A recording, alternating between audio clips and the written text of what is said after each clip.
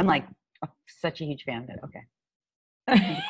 Hello, everyone, and welcome to Awaken to Happiness Now. Thank you so much for being here. I'm Laura Canfield, your host, and we decided to use a new format for the show for some of our guests who would like to join me on Zoom, because I really like video. I find I'm much more engaging and interactive, and this way you can see me and you can see all my wonderful quirky expressions, plus our guests and yourself if you are brave enough to go on video, because you can.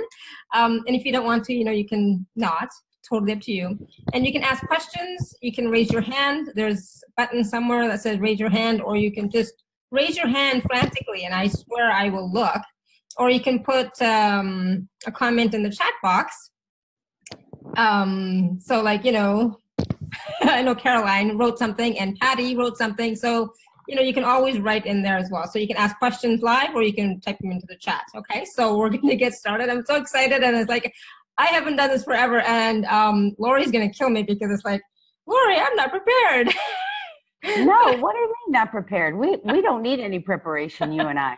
Oh, this is much better. The lighting is better. Yeah. I don't know what you did. I moved myself.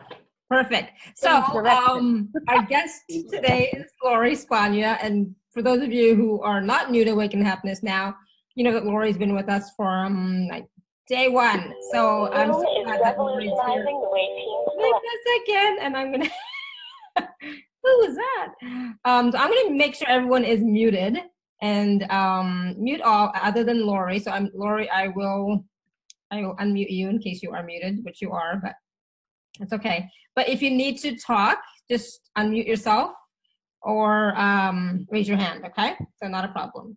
So Lori is back with us. Lori is a dear friend and colleague. She is a magnificent healer. I'm not even reading her bio because I've known Lori for so long. I just love how she is one of the most genuine, authentic, real people I know. And her healing energies are like off the charts. I just like, every time she does the work on our shows, I'm always like, oh, wow, yeah, I feel that.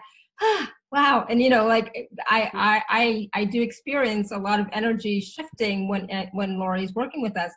And Lori also works a lot with pets and animals as well, right? So I don't know what we're going to talk about today, other than because it's been so long, and I think we have a theme for the season, but I don't even know at the moment what it is. So we're just going to call it Awaken to Happiness Now with Lori Spagna. Woohoo. Well, thanks for having me, Shefali. Hi, everybody. It's so fun to see everyone. I know, right? I can scroll through on the top and see you guys, and it's so nice to see your faces, and welcome. Thank you for having me here.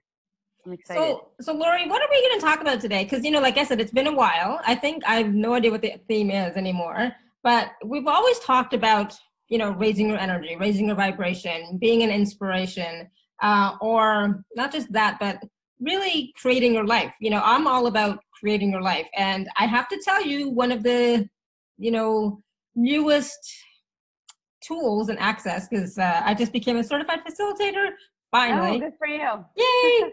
But one of the new pieces was about making irrational choices, right? Instead of rational choices. And how sometimes when you make an irrational choice, it gives you so much more space, so much more joy, so much more everything. And so this past weekend, it was Easter weekend, right? And so I said to my husband, I want to do something fun. I want some sun. I want some sea.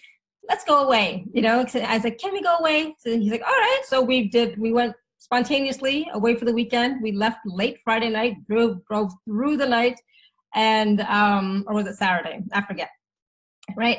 Had the most wonderful time. I shared some pictures on Facebook, but not the really good pictures my husband has, and he won't let me share any of his pictures. It's like, but we had a wonderful time. I mean, it's like, if you were to see my expression, it was pure joy, and it was like, oh, this is so wonderful. I said, I love the sun. I love the sea. I love being with my husband. It was like, I really needed that. So it was like, that's what I chose, and that's what I created. And it was an irrational choice because there was no planning involved. There was no, we're going to go here or there and everywhere. There was like, let's just go and we didn't even know where we were going to stay at the hotel. We got there like at 4:00 at night, to Trieste in Italy. what is open at 4 o'clock in the morning? Right? And so he found a really nice hotel, and it was amazing. It was like amazing. It's like, so making irrational choices sometimes can really create so much in your life. So I invite you all to not always think linearly, not always think about what you're going to get from something, but just do what brings you joy. So on that note, Lori. Well, you know, I love what you said, because actually, I mean, that concept of rational versus irrational is really, at least what I receive as you're discussing that, is more about, you know, choosing to not just operate from the left linear brain. Yes. And the way we're trained to, what, you know, the supposed to's. So exactly. Rational versus irrational can be interpreted in a lot of ways. I mean, sometimes being irrational could potentially be unhealthy. It depends on how you define rational and irrational.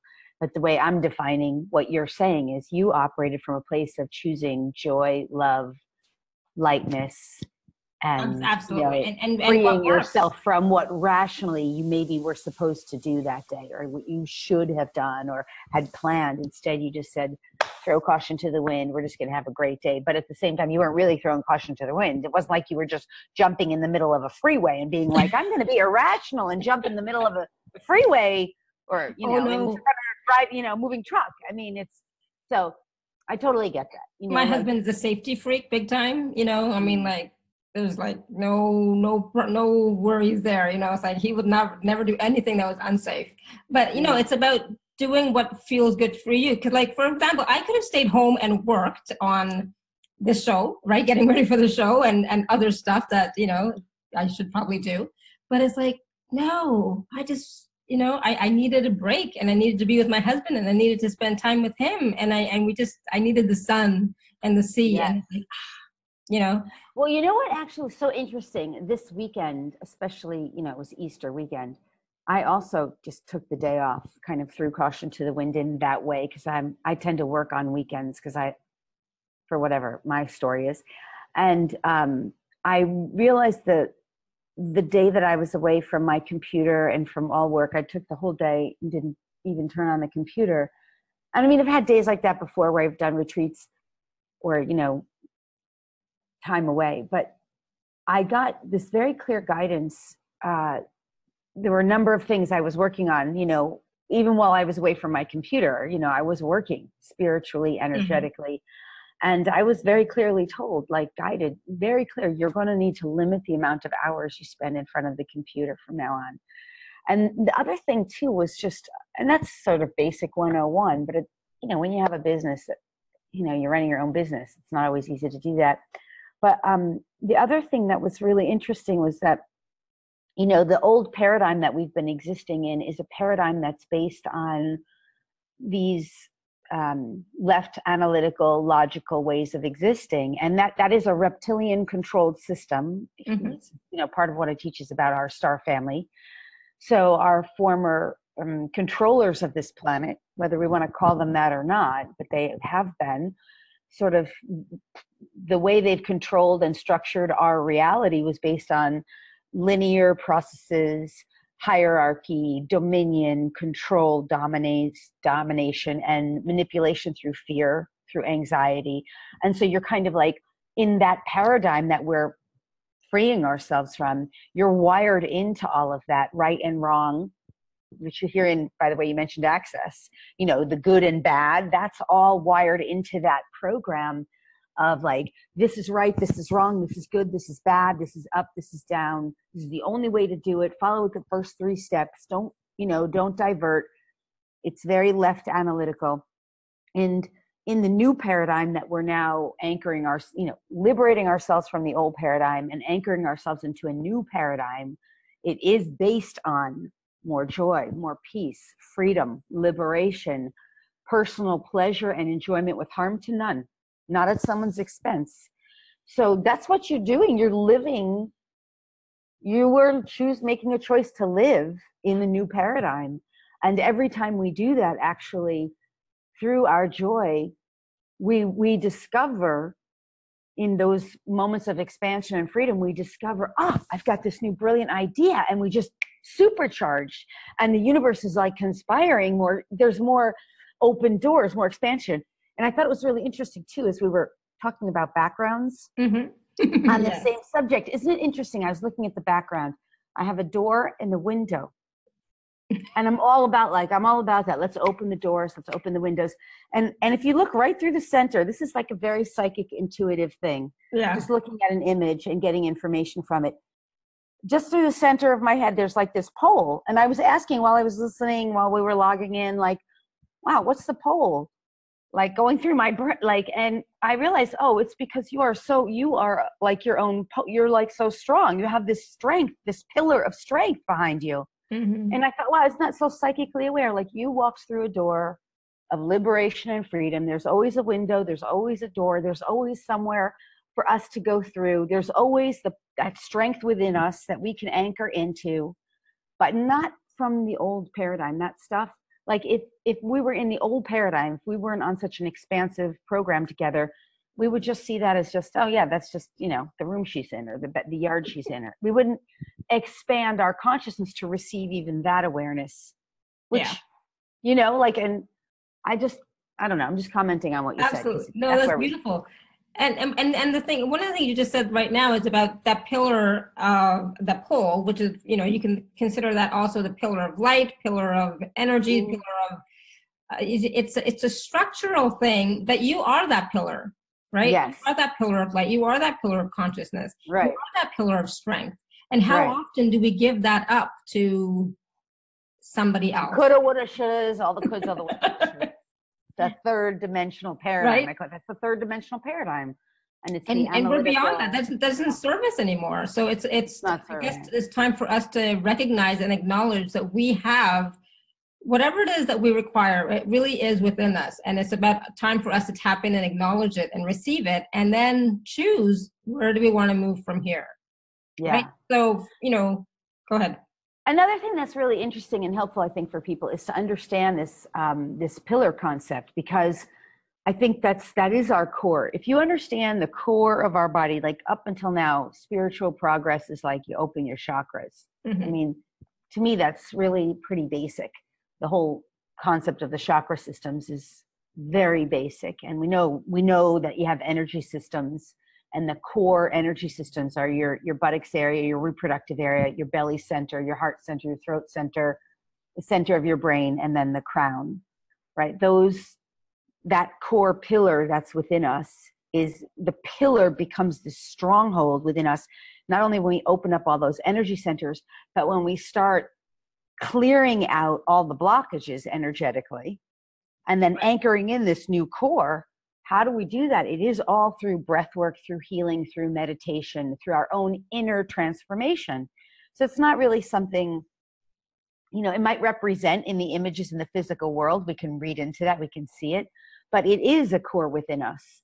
We're the only ones who can do that. So yes, it's wonderful to work with healers and guides and assistants, because we learn from and with one another. We're not meant to do this alone. No. But we also have to do it for ourselves through the inner work, through that breath work, through meditation, through healing, through clearing, and with intention. Mm-hmm. And through activations. I mean, I'm a huge, activating our DNA person. Yeah. And as we're doing all that, that core is built within us. And I love sacred geometry, because a huge part of pulling in that energy into our core. Yeah, you got it all around you. I do. Is working with those codes like that, even right above your head. That's the flower of life, we know. And that is the structure. That is if you just look at two of those interlocking circles, you will see in there's a Vesica Pisces. Mm-hmm. And I mean, the Vesica Pisces is the core building block of the structure of all of existence, which builds the flower of life. And if you're just inhaling the flower of life, inhaling it in through your body and in through your energy centers, which is your core pillar, as you're opening up those energy centers, you're actually activating within you, strengthening your core pillar. Mm-hmm. Who knew it could be so simple? See, if we were to do that together, see, sense, and feel the flower of life, breathe it in through your body. You can just breathe it in through your nose. See, sense, feel, perceive the flower of light. It exists in the air. It exists everywhere. It's the core pillar. It's building block. So you see, sense, and feel. You breathe it in, flower of life, in through the nostrils, into the brain. See, sense, feel the flower of light going into your brain, flower of life, going down your breathing apparatus from the center of the brain into the throat. Just don't move forward until you just see, sense, feel. However you see, sense, and feel, you just keep breathing comfortably. See, sense, and feel that flower of life coming now down into the chest, into the heart center. Everyone's doing it. I can feel the group. You're breathing that flower of life into you. Breathe it down into the belly center. Breathe it down into the reproductive center. Breathe it down into the tailbone. And now expand, however you see, sense, or feel that flower of life through your body, every cell of your body, all trillions of cells of your body, breathing and feeling and sensing that flower of life. No way to do it wrong. It's just an image. It's a sacred geometrical pattern. Expanding it out in every direction until actually it expands around you. Now you are within the flower of life. Just however you see, sense, or feel it. You're contained within the flower of life. And it is vibrating in, through, and around you. See, sense, and feel it in every direction. And just now, in this moment, as you're doing it, just notice whatever you notice. Just notice. Notice how you feel. And then, when you're ready, just open up. Come back. I don't want to come back. It's effortless, right? Okay, I know that was not the most intense, earth-shifting experience. All right, I'm not like delusional. It was that little. It was nice. Yes, it was nice. Yeah, that's what I said. I don't want to come back. I want to stay there. And here's really what happens when you do something that simple. It is not only is it nice, it's shifting your energetic field. It's up-leveling your vibration, and your body, your consciousness is taking direction from this perfect pattern. So what's happening is the cellular awareness in your body is conforming to this perfect pattern. It's the same concept as Dr. Emoto's water. What does he say, Dr. Emoto? You put the word love on the water, or you put a pattern of sacred geometry on the water. The water conforms to that pattern or to that word, to that vibrational energy. That's what we just did in 2 seconds, 2 minutes. Now, when we start doing that, 2 minutes a day, a few times throughout the day, it starts transforming the entire energetic of our structure. How easy is that? Exactly. Awesome. It can be that simple, right? Yeah. The only thing is we have to choose to do it. Right? Yeah. It's that, you know, when we don't do stuff like that, or when we stop doing it, you know, we get hooked into that old paradigm of the third dimensional reality. Somehow, some way, either we're overworking or we're stressing about something, or something has reflected to us in our reality that needs some kind of healing or resolving, and it kind of entangles us. But the 5D reality is already still here for us to be like, I'm entangled, and we lose our way. That's when we come to a call like this, or we go to a third-party person for support, you know, a healer, a guide, someone trusted who's neutral, not involved in the entanglement. And then they help us clear it and re-anchor back in 5D. And that's the thing, like this is Ascension. This is the process. A lot of things we can do on our own, right? Absolutely. And this is one of them, right? And some things, you know, we're like, I've tried, I just can't. So then go and see somebody. Like my daughter, you know, she's wonderful. I love her more than anything. And I've told her, I'm here for you. You know, whenever you need me, I'm here for you. You know how, but kids and mothers, you know, they have that. Sometimes they're like, mom doesn't know shit, right? So it's like, okay, cool. So she's decided to go to see not a therapist per se, like a counselor. And she's like, Mom, I was afraid to tell you that I'm going to go see someone. It's like, why? Don't be afraid. It's good. Talk to them. Don't buy into anything. But do whatever you need to do. Like, if you think it'll help you, do it, but don't buy into anything. It's like, that's my caveat. Don't buy into it. Don't buy into the wrongness. Don't buy into anything. But go do it. I said, when I was younger and I went through a lot of shit, because I did, I went to a counselor for years. He was great. I was able to unburden, let go, and it was like really helpful for me. And like, you sure? It's like, of course, my baby. You do whatever you got to do. So yes, do some stuff on your own. and get help when you need it. Yeah. There's no and also I think what you mean, like what I'm hearing when you say don't buy into it, you're really saying to her, use your discernment. Yes. You know, just because some psychologist or even a healer or a spiritual teacher or anyone else tells you something doesn't mean you necessarily have to. Just use your discernment, because we are all going through this together, and there's no one person who has all the answers or all the solutions. And yet there are people on the journey who have been just doing the work on themselves so much and with such commitment and dedication, and likely for quite a long time, or have activated so much, or were assigned on their soul's mission to have more, a little more, maybe perhaps already awakened. So those are trusted advisors, but still, we always have to use our discernment, because there's not any one person that has it all, even us. And I work with, all my friends are healers and intuitives and, psychics, animal communicators. Like, that's my circle. That's my tribe. Those are the people I hang out with. And I always find it really interesting when they don't go for anyone else to help. And I think, why aren't you getting yourself the support that you need? Well, I have it all within me. I use my process, and I do too. But I find that if someone's not getting support from someone outside, they're limiting themselves. It's not that source can't provide it. It's not that every tool or our favorite tools don't work for us. They do. Yeah. But isn't the whole point of expansion to be not to limiting ourselves? So, and sometimes we just get stuck in our own story. We just get stuck in our own story, and we cannot see a different point of view or a different perspective, or whatever it happens to be, right? So we just get, we've all been there, done that. So I told her, it's totally fine, sweetie, do what you got to do, but I'm here for you, whatever you need. And, let's see how that goes, but at least she's moving forward. She's doing something, she's taking action, right? And she's honoring herself. And for me, it's about honor yourself, do what you need to do to have more joy in your life, have more peace, have more whatever, abundance, prosperity, that connection with yourself that is, for a lot of people, it's missing, that connection to yourself, that connection to spirit is sometimes not always there, because we're focused on all outside stuff, right? It's always there. We're just not always connected to it. We're focusing on everything else, right? It's like, I got to do this, I got to do that, and it's like, it's okay, and then like today I did not do something. It's like, oh, I forgot to do that. Okay, well, next time I'll remember. So I didn't judge myself.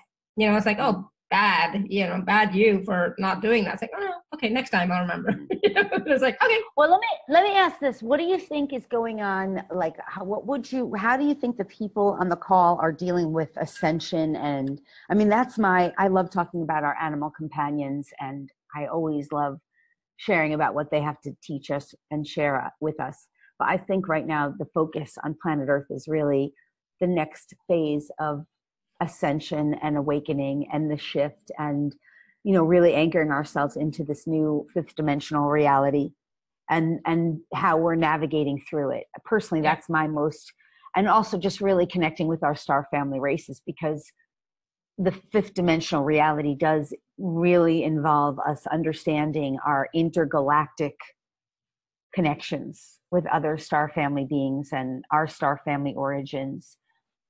So I'm wondering, how do you think people in the group, your community, are dealing with that? Or dealing isn't my favorite word, navigating it, what's going on? Yeah, absolutely. And that's a great question. And, and that's the thing. It's like, I think right now, people I think everything is moving so fast that people are like not able to catch up, right? And then they're judging themselves for not catching up, right? And it's like, it's just moving really, really fast, and there's only so much you can do. So how can you like do your work, do whatever you need to do, and be kind to yourself, still be honoring to yourself, still love yourself and have compassion for yourself, that you're not going to miss out, you're not going to miss the boat, it'll be okay, but just focus. I'm not sure. I mean, I know for myself, I go through months where it's like, fuck, I don't know, I'm swearing, but it's like fudge, stuff is coming up, And then other times when it's great, right? So. Well, let me say, I just want to say, I just clicked on the chat box. That's so fun. And I can see some questions. So we definitely will talk about what's in there. But let me say, yeah, people like vibrating from inside out. That's my thing. So let me just say one thing about time. This idea that you're going to miss the boat or that you can't keep up. The only thing you can't keep up in is 3D. If you're feeling like you can't keep up or that time is moving so fast, you're in 3D. You're functioning from linear mind. And this is not just something that happens from linear mind, but I will explain it from linear mind. The way to deal with time and keeping up is to get out of 3D and anchor into 5D. In 5D, the consciousness shifts to eternity, the eternal now. That as we are anchoring into 5D, maybe not overnight, certainly not overnight, it's not a pill, but that our experience will shift into, I have eternity. I have limitless time. I have unlimited time because I'm clearing out all of the programs within my body and being, within my entire consciousness, both conscious and unconscious, both known to me and even what's unknown, that would limit me in linear time. That includes all the aging programs. And I'm using the word programs, but it's much more than just a program. That includes death and dying. It doesn't mean we're resisting death or dying. It doesn't mean we're fighting with it or struggling with it. It means we're accepting that is a limited experience of the physical reality based in third dimension. That as we anchor in 5D, through the process, we shift out of this limited time and space perspective, which means I don't have enough time. Over here, we don't have enough time. I can't keep up. There's too much going on. And we work through these issues, work through them, play through them, shift through them, ascend through them, enlighten ourselves through them, clear, heal, and resolve our issues. And as we're doing it, we're anchoring in this 5D where we start to realize I have the ability to age regress. I have the ability to slow the aging process and even perhaps unplug from it, disentangle from all of that stuff because it's not real.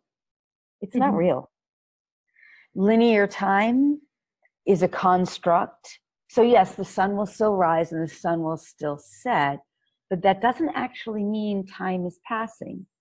Not necessarily. We've linked that in. Yeah. So we have to unlink. We have to disengage from all of that as we shift into the eternal now. And all of our operating, the way we operate, the way we think, the way we behave, the way we act, the energetic frequencies and vibrations that we embody are embodied, anchoring us into the eternal now. That we have eternity. We shift out of that. We don't think we don't have enough time. In fact, we realize we have all the time we need for as long as we so choose.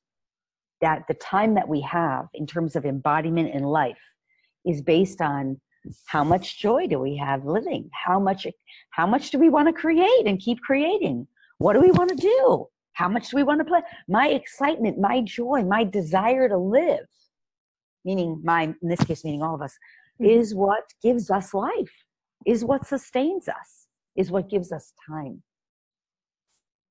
Prolongs the time that we have because we're joyfully living. And through the process of clearing this stuff out that anchors us into belief systems that we will age and die and get sick. Sickness is a program. All forms of sickness, all forms of illness, it's all programs. So I'm not saying it's not real. I'm not taking away from the experience because I understand that experience is real. I've been there. It's just part of anchoring in 5D is the recognition that, yeah, I don't want to have those experiences anymore. I'm not choosing that anymore. I'm choosing something entirely new. But I have to be in vibrational harmony with this newness. So that is an ascension process. This makes sense, right? Yes. Yes, it does.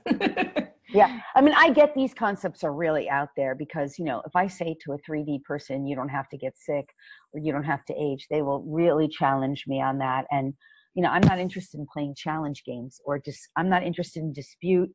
or debate. I'm not interested. So if they want to challenge me, I'm like, no, I'm not interested in that. You can either take this, receive it, open up to it, inquire. But if you want to challenge, I don't play that game. So I get that it is challenging because we're so wired into that death is inevitable, aging is inevitable, sickness is part of life. And I'm not disputing that because that is a truth, but it's not the truth. It's not the highest truth. I'm all about the highest truth. Like, I want to get to the highest, clearest, purest truth I can get to. I'm a truth seeker.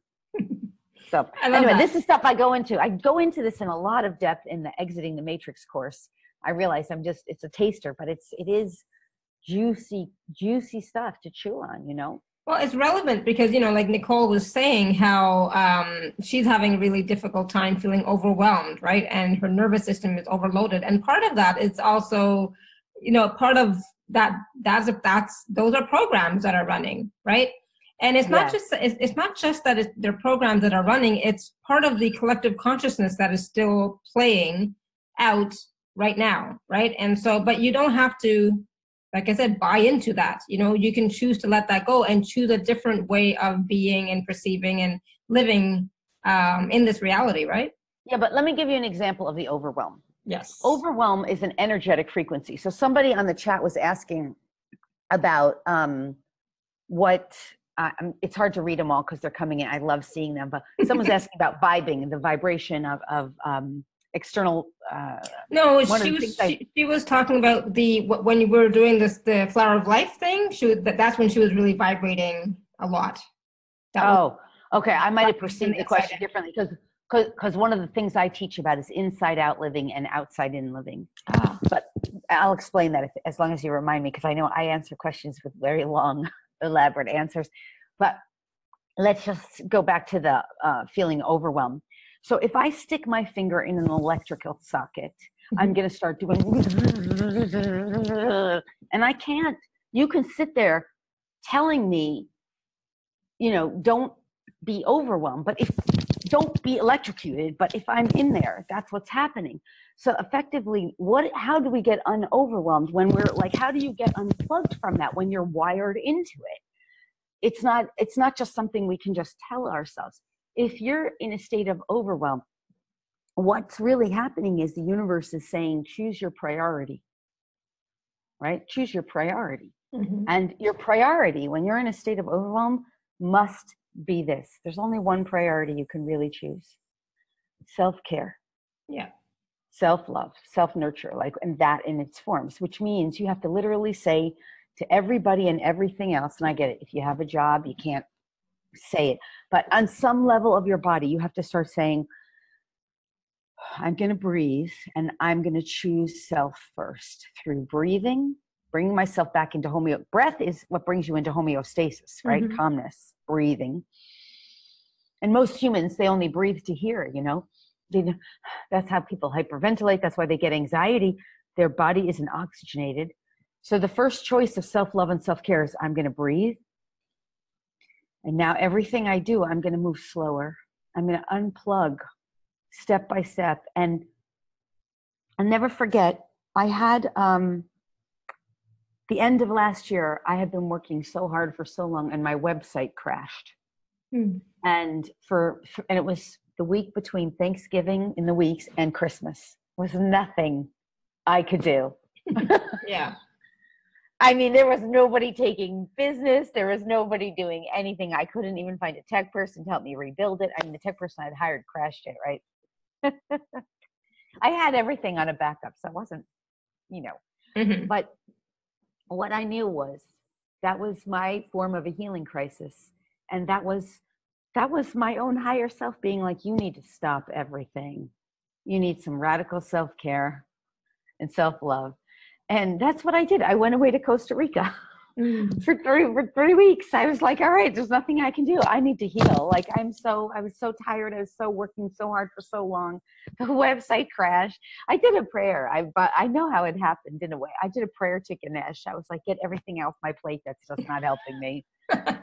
You know, you have to be careful when you say a prayer to Ganesh. You have to know what you're asking for. But in any way, it worked out fine. Like within 3 weeks after January, I had the website back up, and the tech guy, I am in love with him. I loved him. I think you guys will appreciate this. I loved him so much. I mean, I loved him so much. Within a few months of us meeting, he met the woman of his dreams and got married. Oh, wow. I am serious. I am so serious, not arrogant. My love helped him. And I never did anything. I love you so much. I love him so much. That's all I kept thinking and saying. Yeah. And I think that love affected him. Absolutely. Yeah, he received it. This is how it works. Anyway, so I hope that helps with again, because it's a call. You have to just sometimes drop everything that you can possibly drop. And that doesn't mean, to the point of, what was the word you used in the beginning of the show, Shefali? To the point of reckless abandon. The irrational versus rational. All right. It doesn't mean go jump in front of a truck concept. It doesn't mean to your detriment, but it means drop everything you can drop. Yeah. If you're so full of anxiety, and consider that to be a pre-call to a healing crisis. If you're so much in overwhelm, that's the pre-call. That's what happens before a healing crisis. You don't want it to get to that point. And if you are overwhelmed because of healing, take a break from healing. Yeah, I mean, that happens too. I mean, for me personally, that doesn't happen anymore, because you get to a point where you're like, you can't get enough of it. Yeah. But I do realize along the journey, we could heal a little too much, a little too fast. And that's happened to me in the past, where I was like, I need a little 3D land. Now I'm not like that anymore. But I remember stages where I was like that. Yeah, but it's about honoring your body too. Honoring your body, or honoring your being, and not saying, I have to do this healing, I have to do that healing, I have to do no. Honoring your needs, honoring your unique needs. Yeah. So take your time, because when you're just forcing the healing on you, it doesn't work. It doesn't mean that, if you receive 100 activations that you do all of them all at once. No, it's about questioning which ones do you need now. And do you need, a week or two in between? I mean, I tell my clients, I'm not going to, after we do a healing session or whatever, please do not listen to the recording until at least 3 or 4 days later. Give your body a chance to integrate everything, it takes time.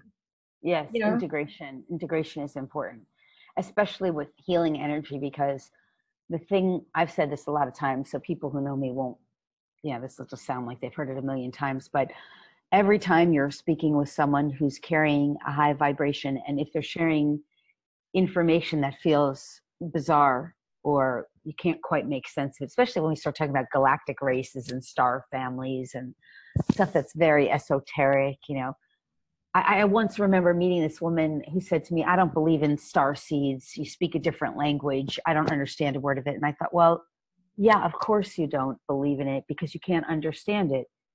But the point I'm making is it exists within a vibrational range, and just by being near it and allowing it, you come into harmony with that vibrational frequency, and you start vibing in harmony with it. And then before you know it, but you didn't exactly study it.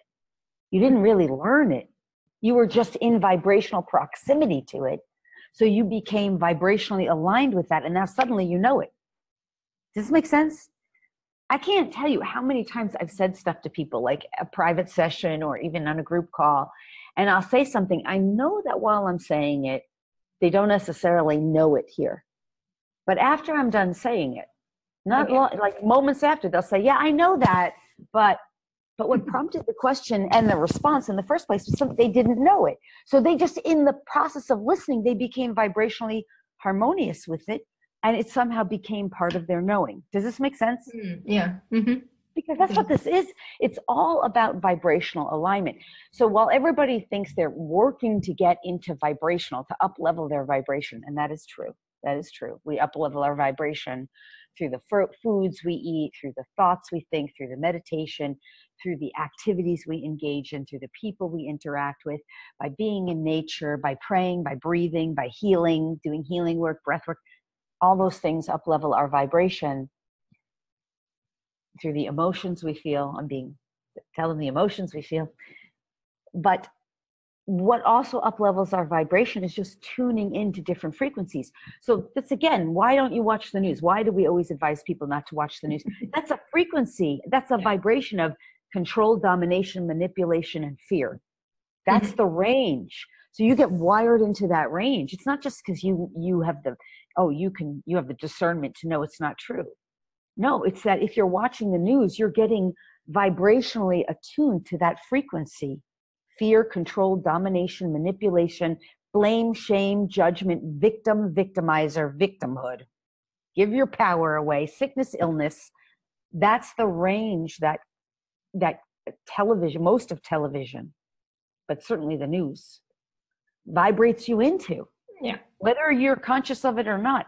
And that's why when you listen to, a star seed or a healer or an intuitive, just through that process, just through the frequency and the vibrational range that they're offering and bringing forward, you're vibing in harmony. You're getting vibrationally aligned with that. Does that make sense? It does, absolutely. And the more that you do that, the more that you can actually tune into your own vibration and connect into your own vibration and see or discern, like Lori was saying, what's right for you and what's not, Yes, because also understand that really high vibe light workers have done so much of our inner work that, the intention was to assist humanity, for most first wavers, that they will all say that we've done the inner work, but we did it also with the intention of assisting the greater good of the collective.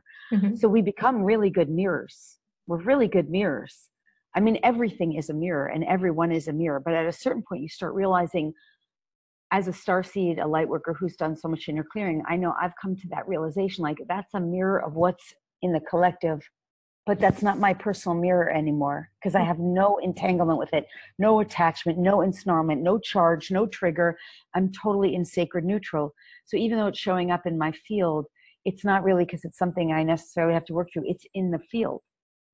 So what's my point? My point is that starseeds and light workers become really good mirrors for others. So when you're seeing something in that starseed or light worker, is some love or frequency or some peace, you're vibing into that perception. It's your light shining through at you. It's your lightness. Yeah. It's the greatness of who you are coming forward that's being revealed to you. And if you can see that in somebody else, you can only see that because it is within you. That's right. That's so right. Exactly. And this is basic stuff. We all know this.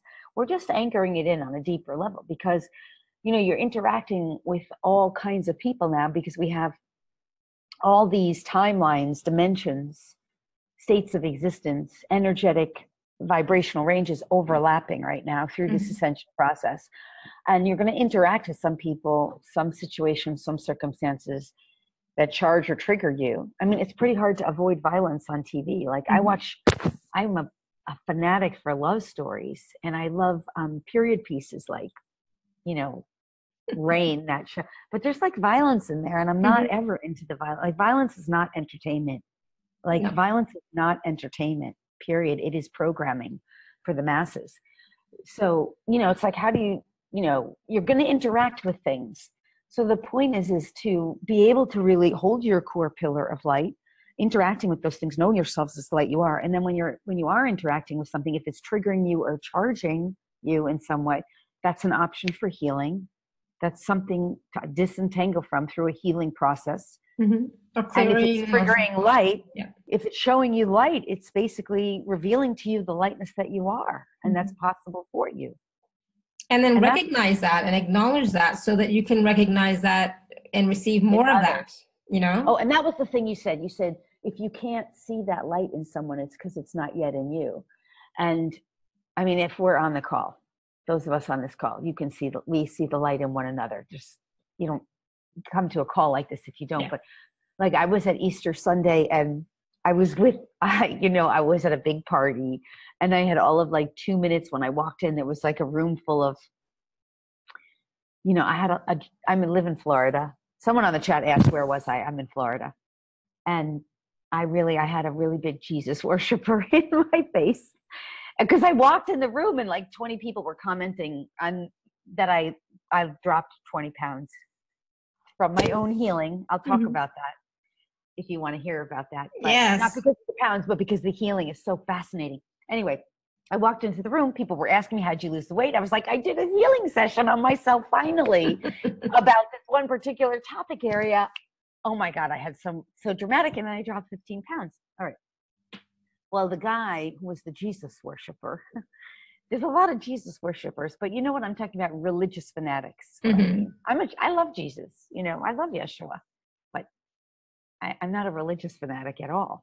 So anyway, this religious fanatic comes in and he's like, I need to save your soul. Like, he gives me the save your soul thing. And he's like, Jesus died for your sins. And he's going off. And I'm like, oh my God.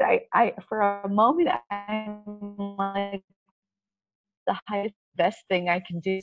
I keep hearing is get out, get out, get out, get out. It's a point of no return. Just don't go down that path with him. There's no way you can go down that path.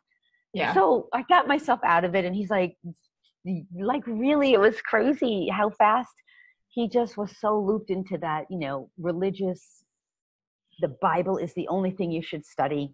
You know, it's Easter Sunday. And after I walked away, I had to clean out like a lot of that heavy energy, because it just felt so condemning, you know. And I thought, how did this show up in my field? Because I wasn't entangled with him. But what I did get was, well, you know, well, anyway, the reason I went to this story was because you said he couldn't see any light in me. He couldn't see any light in me. He could only see the wrongness, because I was saying I was doing healing on myself. Right. That's all he could see. Yeah. Anyway, the diversion is, how did that show up in my field? And I have thought sometimes, wow, I mean, I have like souls that will come to me that are fractal souls. They come to me and they're hanging on to their human by a thread, and they'll say, please help me get into my human's body. The human is so fractaled from me, so I'm hanging on by a thread here. And I think, wow, these souls need saving. These souls need, so that just one little thing put me energetically aligned with that concept, like a soul needs saving. Can you see how that reflected? Wow, yeah. It's not the same thing, but my discernment and willingness to evaluate that was what made me realize that energetic, and it's only a thread, because, you know, now it's like I have nothing to do with that person. I'll probably never see him again. It's fine. There's no harm, no foul. I wish him well. I have no further business with him, which I suggest we say to everybody that we don't necessarily want to entangle with. I wish you well. I have no further business with you. But thank you for the lesson. Thank you for that awareness. Okay, I'm done. Anyway, I'll say the thing about the healing. You want to hear that with the weight? Yes. I do. Anybody else want to know how to lose weight fast? Well, no, it's not even just about weight, right? But okay, but this was what I was working on, weight stuff for a long time. And, you know, part of body weight is toxic emotions. Toxic emotions are stored as fat cells in the body. And, you know, I'm a healer. I'm always clearing stuff out, but, you know, always clearing stuff. I didn't ever directly clear toxic emotion of weight-related issue. You have to sometimes get very specific, but this is what it was. Through the healing journey, I became aware that I believed that sugar had power over me. Just a simple little thing. That one clearing, but here's what it went to. From sugar having power over me, it was linked into the belief system that I needed sugar as a way. This is not just one session, right? It's going to sound so obvious to me. It's so obvious now. I needed sugar. Why do people eat sugar? Sugar is the sweetness of life. So, okay, it's perceived to be. It's not really just perceived to be. I feel sweet. I take sugar in. I feel sweetness. I need sweetness. So my ancestors' lineage has diabetes. Not anymore, by the way. So had diabetes. So, okay, I had a belief system under that belief system that I need sugar for sweetness. I'm powerless over sugar. Let's go to the root. Powerless over sugar. I need sugar for sweetness in life. I'm unfulfilled. That's the next layer. I'm not fulfilled in life. I'd clear that out. Why am I not fulfilled in life? Because all I do is work. That was my truth. All I do is work. Slave driver programming, cleared that out a long time ago. That wasn't I couldn't have gotten to this bottom belief if I hadn't already cleared out all the slave driver. I have to work. I have no sweetness in life. I need sugar for sweetness in life. I'm unfulfilled. These are all the layers that I needed to get through. But why am I working slave driver? Oh, there's diabetes. That's what diabetes is in the family. Diabetes is I can't take in the sweetness of life. I'm unable to process the sweetness of it. Had to clear through that layer. Had to do it. I'm the appointed starseed for my lineage. Had to clear it out through all my lineage, my whole lineage. I cleared out diabetes.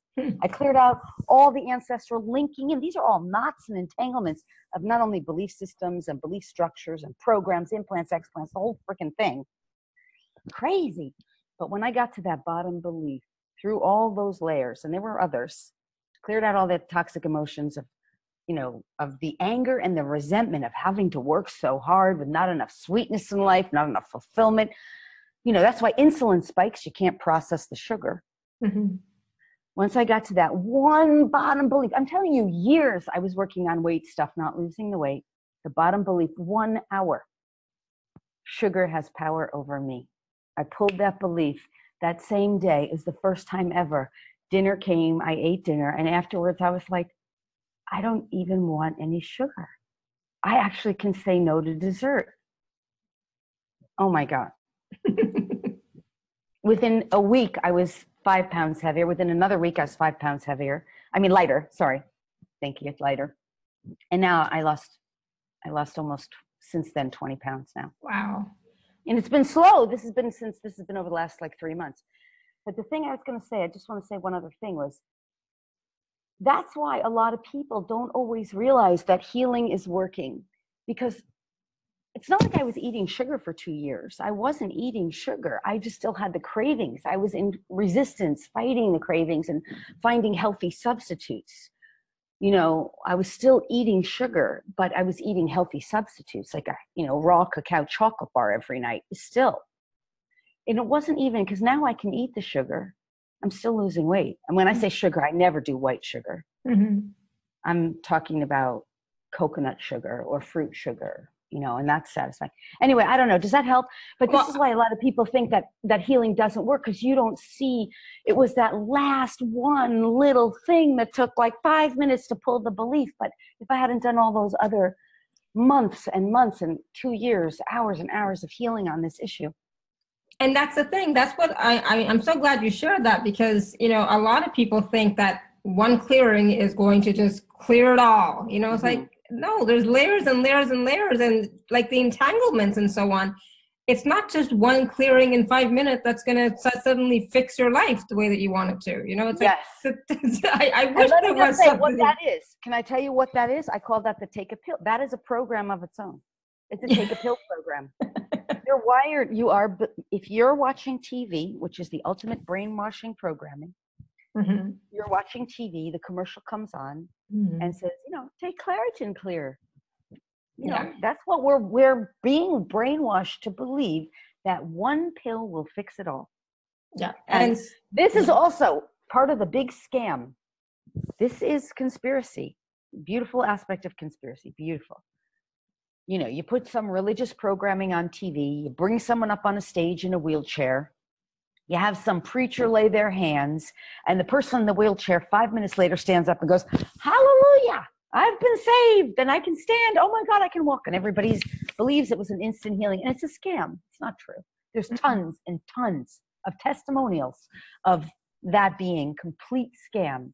But what does that wire people into believing? They believe that that's what a miracle healing is. They believe it should happen instantly. So when it doesn't happen instantly, they suddenly think it doesn't work. And that is conspiracy. That is done on purpose. And to get people not to believe that spiritual healing really works. If it doesn't work that way, it doesn't work. Yeah, but the thing is, healing does work. It sometimes doesn't look the way that you think it's going to look, right? And it could be different layers and different parts and pieces and different aspects of you that get healed at different times. But it does work, and each time, for me, like when I do meditation, when I do energy healing, when I do my activations, you're shifting in that moment. You are changing in that moment.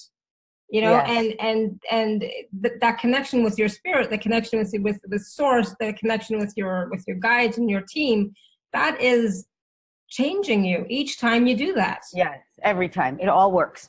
Sorry, go ahead. I want to talk about the outside in living and inside out living, which is one of my favorite topics. And then also somebody here is asking the specific examples of anchoring into 5D.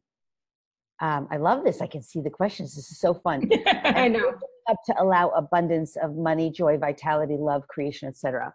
Scarcity mode. So I know there's a lot of other questions. I know we also talked about already some of the stuff with overwhelm and so I won't address absolutely. that. But, yeah. Okay. Yeah, go ahead. I was just going to say, absolutely, Susan. You're talking about, this journey requires us to do our work, and it's not always work, though. It doesn't have to be hard or difficult. Yeah, we use the word work, but it's not always work. It's not always work. So there's joy in it. There's liberation in it. Go ahead. Sorry. Right. I mean, right. I feel like it's all play, But so the thing about, first, let's talk about scarcity mode. I mean, scarcity mode is linked in with tons of programming. So when you talk about clearing scarcity out, I mean, that is like a huge conversation because, yes, in 3D, we are wired into scarcity. Mm-hmm. So you can see scarcity in 3D on every level. I mean, there's not enough healthcare, there's not enough money, there's not going to be enough resources on planet Earth, there's not enough, there's not enough nature, there's not enough space, overpopulation, blah, blah, blah. It's crazy. So that's just not the truth. That's not the truth. And rewiring yourself from scarcity to abundance requires all kinds of stuff. It's not just healing, it's actively engaged in making a conscious choice to see and perceive abundance in all of its forms. Abundance of everything, abundance of leaves, abundance of trees, abundance of air, abundance of everything is the easiest way to start. But also recognizing from, even if this person specifically mentioned money, I mean, if you think about the different kinds of currencies in the world, that's an abundance. If you perceive gold and silver as abundance, and if you realize that they do come from within the earth, crystals, like one of the things I'm organizing right now is a sacred crystal journey we're going to do together for star seeds. Crystals in the center of the earth, which hold the records for humanity, which help us to awaken our dormant knowing, which store up the Christ consciousness, that Jesus Christ, that wasn't his name. His name wasn't Christ. We gave him that name because he had Christ consciousness. Christ consciousness comes from the crystals. The crystalline consciousness is Christ consciousness. We all have the ability to access that. Okay, there's an abundance of crystals. There's so many crystals in the earth. And these hold the highest frequencies and vibrations of all material. This is stuff we talk about in my vibrational energy healing class for people and animals. Okay, start looking at the abundance that exists in the reality and allowing yourself to perceive that rather than focusing on your own personal experience of lack. You even have an abundance of lack. You can play with that too.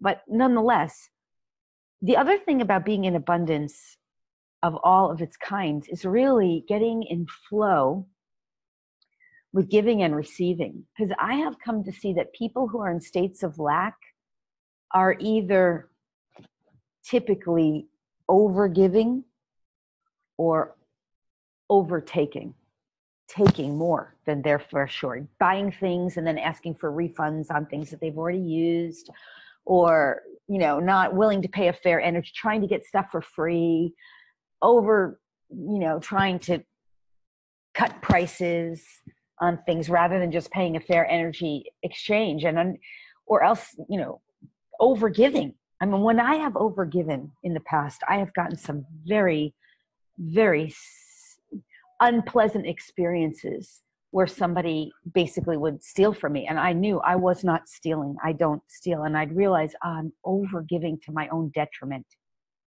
So you have to look at that.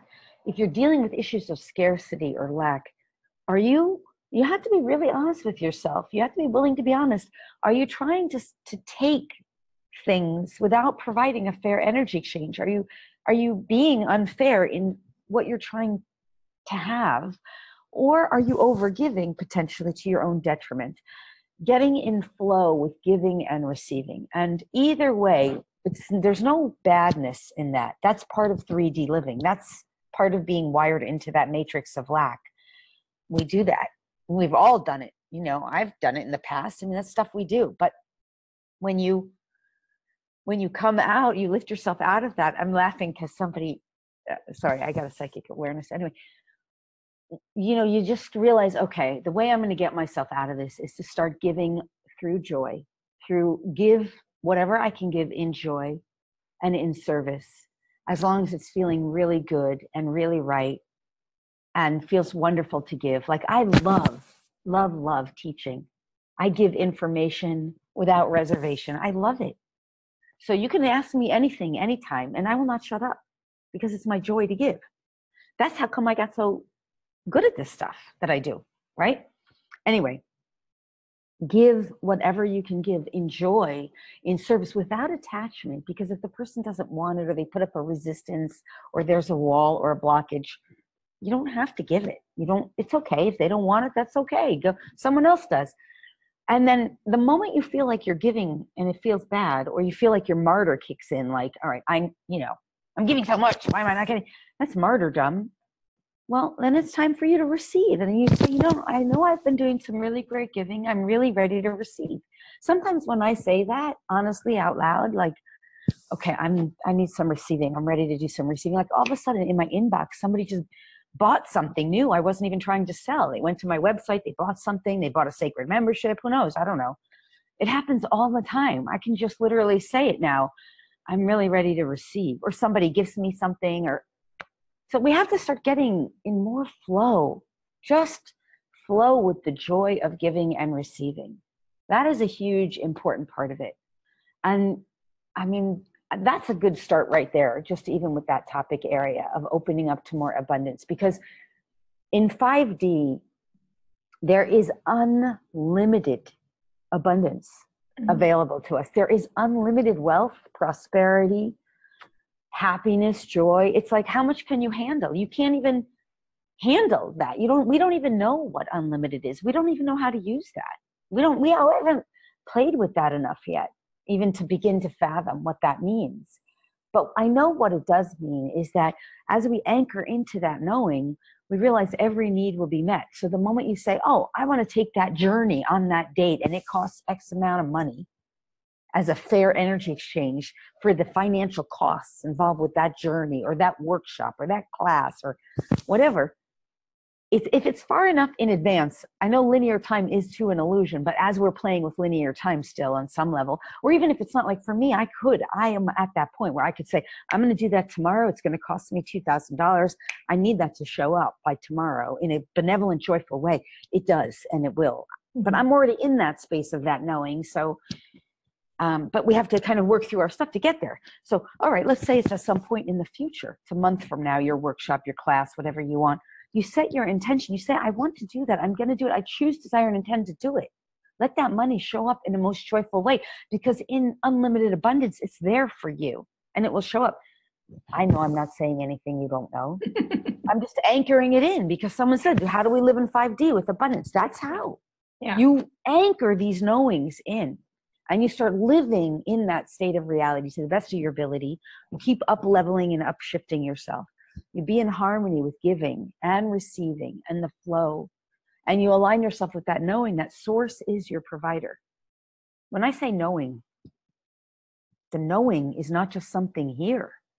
It's the embodiment of the knowing. It's that's part of that pillar. I keep seeing this pillar behind me, this like white light, this white. It's our pillar. It's our pillar of that inner embodiment of that knowing that we're cared for. And yeah, if for some reason it didn't come, maybe it's not for your highest and best, or maybe there are other things you need to clear, heal, or resolve within yourself so that you can have that experience. Yeah. But that's ultimately 5D is the ultimate knowing that you're cared for, your needs are met. And a couple of people did comment on there about like the background, like this is my swimming pool here. This is my backyard.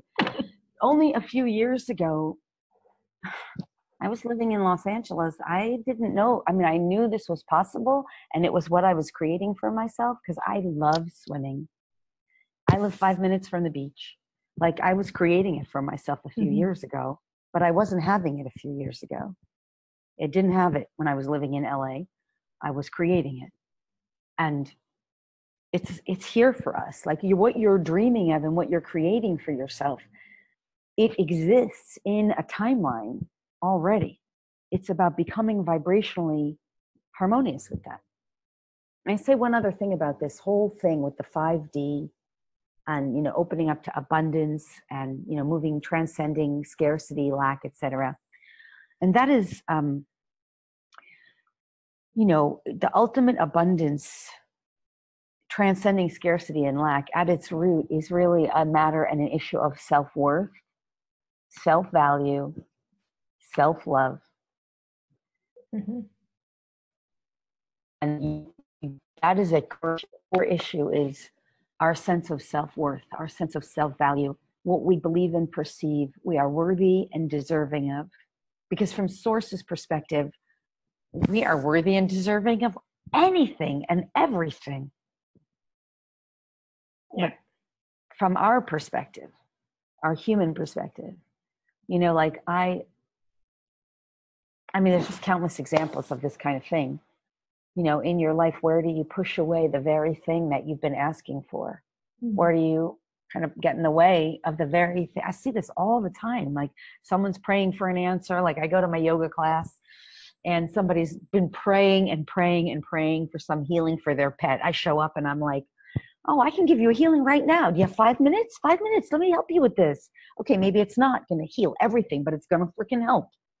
And the person goes to me, oh no, I only deal with Jesus. I live in, we got a lot of the Jesus stuff here. And I think, okay, you obviously wouldn't really know Jesus if he's standing in front of you, because I am the embodiment of Jesus, just as we all are once we align with that truth. But that person couldn't receive the very thing she was praying for free. Yeah, she has to have it in a certain package, Right. And I'm not judging her. I'm just using that as a learning example. Yeah. That we all do that in our lives. We do that to ourselves, where we get in the way, we block the very thing, because on some level we believe or perceive ourselves to be unworthy, or yes, we, in this case, in that example, she thought it had to come in this kind of package when instead it was coming in this package or whatever. Exactly. So, opening up and allowing it in and being really coming into alignment with the recognition of our own worth and our own deservability, our willingness, that comes through, I did a whole self-love class. I think we might have offered something through one of our packages once with that self-love class, but It was my lowest registered class I ever did, the self-love class. And I thought, it's a 5D. It was all about 5D. Yeah. It was about that one question that someone just asked. How do you anchor into 5D, more abundance, more prosperity, and less scarcity in 5D? That's what that class was, but I called it self-love and nobody wanted it. What? Not nobody. But it was my lowest attended class. Why? Because they think it's just like, I didn't even understand that myself. Do people are they bored with that concept of self-love? Do they think they're self-loving? I don't know. But the depth of the capacity that we have to really fall in love with ourselves, I don't think we've even begun to touch that. No, I don't think so. Definitely not. Yeah. That requires a lot of inner work, inner healing. And again, that word work, but to me, it's play. It is play. It's part of the journey, right? Yeah. I think Karen's had her hand up raised for a while. What is Karen asking? Karen, did you still have a question? You want to unmute yourself, or I'll unmute you? Hold on. No, I unmuted myself. I'm okay. Cool. Hi, Karen. Hi, Lori. I already feel a whole lot better. But, good. My mother's been on hospice for almost 2 years now. And then today the nurse came and said, I don't think your mother's dying fast enough. So Medicare's probably not going to renew her hospice thing. What a strange thing of course, that's a shock. Yes. What's that? It's so strange. I don't think your mother's dying fast enough. Which is awesome, right? Because she's dying, but they said, you're watching her daily descent, but she doesn't have enough for her to continue on hospice. Maybe. We don't know until tomorrow. So immediately I have that shock. And then my husband says, well, Karen, you're going to have to either, pay for somebody to come and take care of your mom, or you're going to have to put her in a nursing home. which is something. My mother has dementia, and we're playing with that for the summer, but I'm not quite ready to put her in a nursing home yet. I'm still taking care of her. And my body is aching, like really. Today I can't even hardly move. And all you got too much on your back, right? That's too much on your back, too much on your shoulders, right? Yes. So anyways, I'm feeling a whole lot better because all this conversation has just helped me to expand, and I'm feeling a whole lot better. But are there anything more that I can sort of just be more peaceful and centered and go on with this big shock in my life for today? Yeah. Well, I mean, this is going to help. What I'm about to say is going to help everybody. I mean, because there's a lot of directions we can go, but this is the first thing lighting up, and I'm just letting Source give to me what's, coming in first. Is this? So the left analytical brain is trying to figure out what to do. Do we put her in hospice? Do we put her, do we put her in nursing care? Do we have to hire someone? What do we do? But what I would suggest is to ask Source in prayer, and it's this simple: what is the highest and best and most benevolent action we should take, or we would be guided to take? What is the highest and best and most benevolent situation, circumstance, scenario, and outcome, which is for the highest and best and most benevolent good of all beings involved and all beings concerned, especially and in particular you and your mother, since you're the primary players, and your husband, you're the primary players. But for all beings. Now that is always Source's will. That is always Source's will. Now you're aligning yourself with the will of the God.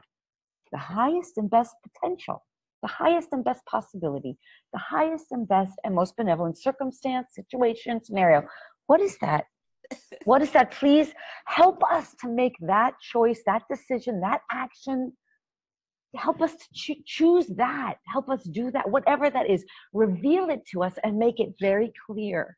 And please make it very clear in a very loving, kind, compassionate way for us, because this is challenging us. It is challenging. There's no way to deny that. So please be most gentle and most loving. Now, let me tell you something. I want to tell you. I recently had a similar kind of situation in my life that was very challenging. And I asked that. And the very next day, I could not believe I had one friend, another friend, one friend I'll do it for you. Another friend came in, I'm going to teach you this. Get on the phone with me 1 hour. I'm going to show you exactly. Another friend, this is what I do. They all were in agreement. My father was telling me, you have to do this. He was telling me to do what they all showed me to do. One friend literally doing it for me. It was so clear. It was so loving. It was done. It was the solution to, I think, lifetimes of problems and issues on this particular topic here.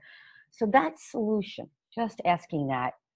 And don't do it just once, just keep saying, throughout your night, throughout this night in your prayer, and breathe through it. You're not letting the left brain tell you or figure it out. You're letting it be revealed to you. You see? And I think that's perhaps the best advice or counsel or guidance I could give you. I mean, there's always more there, but because, yeah, I mean, your mom's not ready to let go yet. No.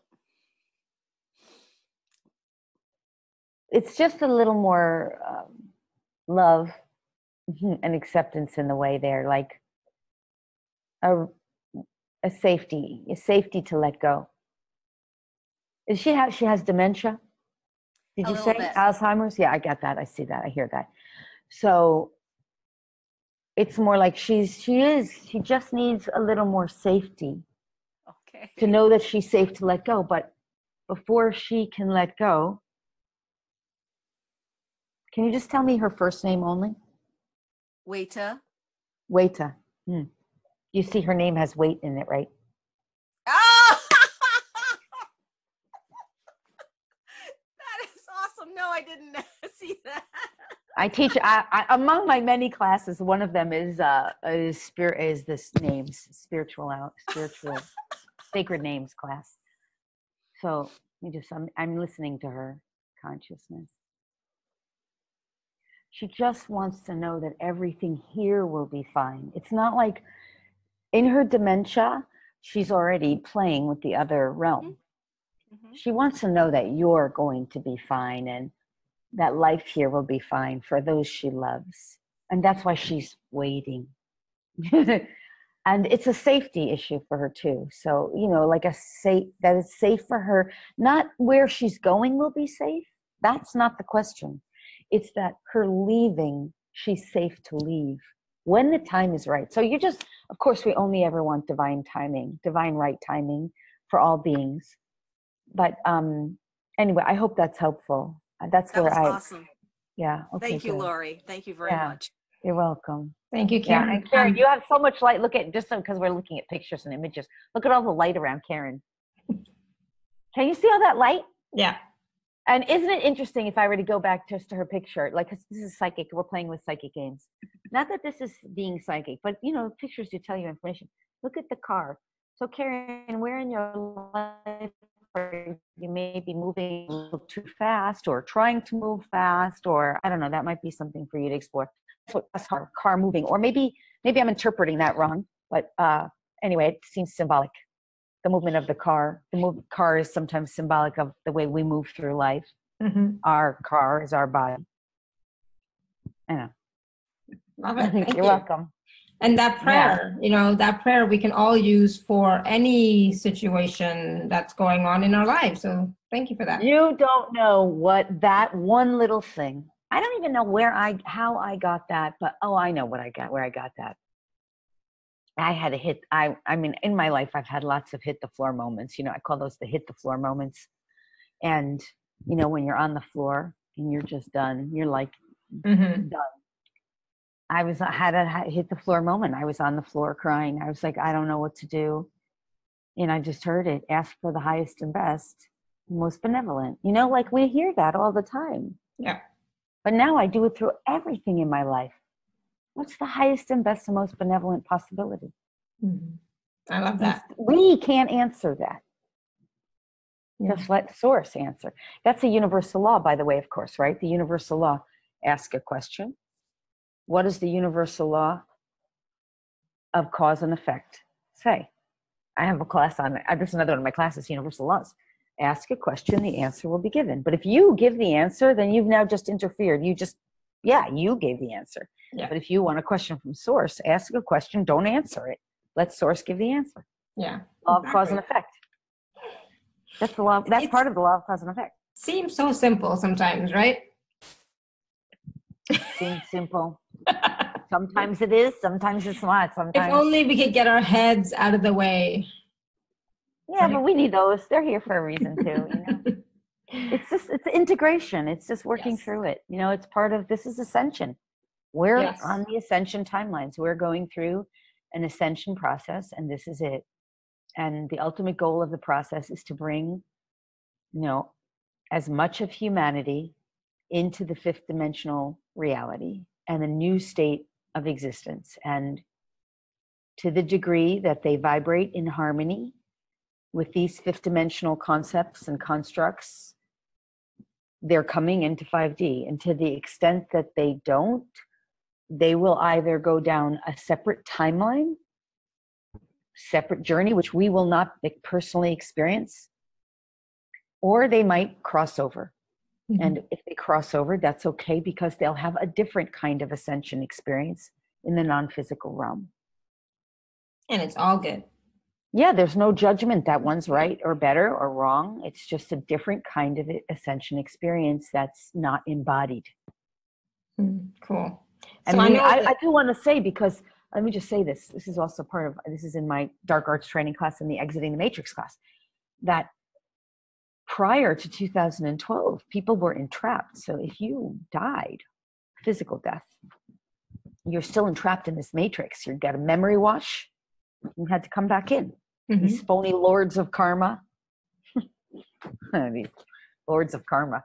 You know, oh, you got some karma. Why don't you go back? We love you. Go back. Do it again. But let's just wipe your memories. You don't get any tools. You don't get to know what the F you're doing. Just grab all your memories. Rinse and repeat. Endless cycle of perpetuation. Perpetual doom and gloom in 3D, right? But you see, post 2012, thankfully, so many light workers, grid workers, Grid workers really work with the grid. Crystal workers. I mean, I'm a crystal worker working with crystals. Star seeds, so many incredible people cleared the grid, so that now when someone crosses over, they can actually get through, get out of here, and they can come back in if they choose, but they get to keep their memories. How are they being born? You guys know the answer to this. They're being born now as crystal kids, rainbow kids. Sometimes they're coming back in as hybrid children. We haven't really met them yet. Hybrid children are going to be coming in. That's the next round. There's so much. They call them crystal children, rainbow children, diamond children. Sometimes they're falsely labeled as, indigo? Asperger's, indigo children. Oh yeah, Asperger's. Falsely labeled, right? Because some of those kids, they know what they're here for, but they just don't want any intrusion from the outer world so much. They want to be able to live in their own world and work through issues, whatever they have to do in their own little world, so they can. And you don't know what they're doing. But a lot of them are way more evolved than humanity realizes. That's true. And it's like, it's just amazing how the 3D reality still labels them and makes them different and, judges them, right? Right. But ours is not to even judge that, because then, ours is to look at that and say, that's part of that experience. That's part of that reality. That's the third dimensional reality. And the people involved in it are still choosing that. The challenge is that a lot of them are choosing it unconsciously. They don't necessarily, if you gave them a conscious, clear choice, and they weren't debating or, skeptic whether what was possible for them. But if you gave them, hey, would you choose this or would you choose that? If you could choose, they would choose everything we call 5D. They wouldn't choose sickness or illness or dis-ease. They're choosing it unconsciously.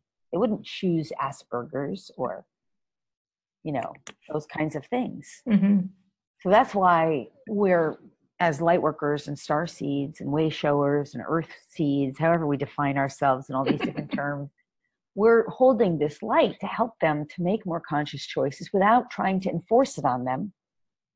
Yeah. Because I know this is all stuff we all know. And not just, it's not just, I mean, we could talk about this forever, but not just the children, but even all of our everyone, not like my family is not all into this, and they're not all right, but they are what they are.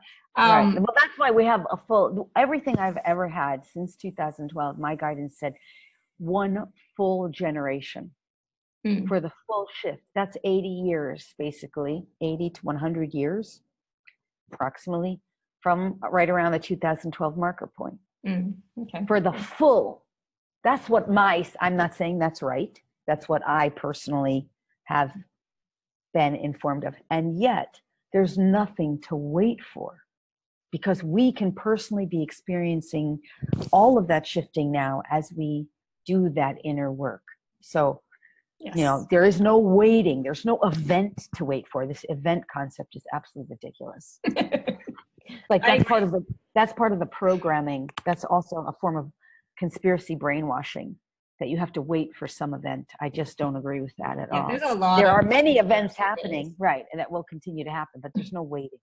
5D is here, and the only issue is, can you vibrate in harmony with 5D, and to what degree can you be fully vibrating in fifth dimensional frequency ranges all the time, like your entire body and being and consciousness all the time, at any given time, at any given moment.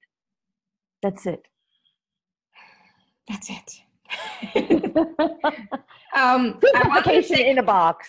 Yeah, exactly. I wanted to take a few minutes to talk about the special offer. So, because let's do that. But Patty, I want to come back to your question after we talk about the special offer. Okay, so yeah, so we'll come back. So Lori's has a special offer of her membership, sacred membership group. And Lori, you can talk about that. But for Awaken to Happiness Now, there is a special code that you type in to get it discounted. That's Awaken to Happiness Now. So the number 2, I'll put that in the thing too. Because otherwise, all right. Is there a specific link for the sacred membership that you created, or can I? I'm using yours, but I'm using the code, the discount code. Awaken to Happiness Now, all capitals, right? Yeah. Okay. So let me tell you what this is. This is the annual sacred membership group. So you can see the description of it at lorispagna.com/membership. It's in the chat. And it's in the chat. I see the link there. So let me just tell you what this is. Basically is over 100 hours of content. It is, other than my full workshops, and there are some full workshops in there, which I will describe, it's a full year of access of content, over 100 hours. It says actually 75, but it's easily over 100 hours of tutorials, including classes, forums, masterminds, online energy healings, clearings, sacred energy healing. There's 3 years of content worth of DNA activations. There are sacred energy activations. We didn't really talk about the sacred key codes that are in the DNA and in our dormant ability when you start activating that within you. There's tons of hours of energy healing on that stuff. There's ebooks, tons of content on animal communication and telepathy, developing your psychic abilities, your psychic gifts. There's information about the star seed origins and our star seed ancestors. There's information about tons of content on living in 5D and anchoring into 5th dimensional reality. Tons of stuff about vibrational energy healing, working with the chakras. There's tons of stuff about your Akashic records, working with your Akashic records for you and your animals. You know, tons of people take Akashic records classes, and at the end of the class, I ask them, did you learn how to use the records for healing? And they say no. They walk out, they only know how to open the records. They don't know how to use them for healing. Mm-hmm. My records classes include the healing for the animals and yourself and your people and groups and collectives. Anyway, that's all in there. There is a full course. This one is a full course on the secret energy of money and the spiritual laws of wealth, abundance, and prosperity. So it has a full course with energy healing, activations on money, abundance, prosperity, wealth, self-worth, self-value, plus a full book that's, I think, 85 or 100 pages, an ebook. That full course was gifted to my sacred membership people. That course alone is a $500 class. So if you go to the website and look at the class, you'll see it's $500. But it's fully part of this membership because I just want the people in the membership to have so much content that they can open it at any time and find anything on any topic, spiritual, esoteric. There's so much stuff in there. There's tons of stuff on, I said, developing your psychic gifts and stuff for you and your animals, animal communication and telepathy. Anyway, it's all in there. It's over 100 hours of content plus ebooks and PDFs and worksheets and some workshop stuff. So this whole year-long membership, and you get to download it. I mean, you can own it, Oh, it also has my book in there, Stop Feeding Me Junk, Superfoods for You and Your Pets. That whole ebook is in there. I mean, you can get it on Amazon if you want, but it's in there. my books on learning animal communication, telepathy are in there. All my books that are on my Amazon are in there. So the ebooks. So anyway, this whole 100 hours plus of content and books and replays and meditations, tons of meditations. And we're always adding, I add stuff in there. It's worth, to me, it's worth over $10,000 in terms of what I charged over the years and what's in there and what's valued at. But right now, the retail rate is I've been saying it's about to increase. I haven't increased it, but it's going to go to $444. And online right now, even on that page, you can see it's $333. But we made a special coupon code for 50% off the retail rate, $111 off the $333 current rate. That means you would get it for $222, which is a 50% savings off the $444 and $111 savings off the current listed rate. And so that coupon code that you would enter would be Awaken to Happiness Now. It's all caps, and the number is 2, right? Isn't that right? Yes. Alara? Okay. Yep. So when you do the purchase, you would just put that coupon code in and you'd get that savings, and then you get immediate access, 24 hours, 7 days a week. Anytime you want to do a healing, a meditation, you want to learn this stuff. Yeah, it's everything I've done, basically. It's all my work that I've done, other than full courses. But as I said, the universal laws, full course on the how to use and apply the universal laws. That was a good course. I think it's really, if you don't know the universal laws, you can't live in 5D if you're not living by the universal laws, as far as I'm concerned. You have to understand them and apply them. I'm trying to get this back on full screen. Oh, here it is. You have to apply the universal laws. You got to understand them, because in 3D, you follow the laws of the government. In 3D, the universal laws still apply, but you don't understand them. People don't know them in 3D. They don't know they exist. So in 3D, if I give you $1 and you take $1, in 3D, I now have less and you have more. But in 5D, when you understand the universal laws and you live them, the $1 that I give to you is about to come back to me probably tomorrow as $10. That's really true. It's really true. So when you start living in 5D, you can, when you know those laws and you're applying them, you can't live in poverty. It's impossible to be in poverty and lack if you're really, really fully anchored in 5D. Unless you're choosing that, then you can choose it. If you say, I want to live in 5D, but I want to be poor, you can have that too.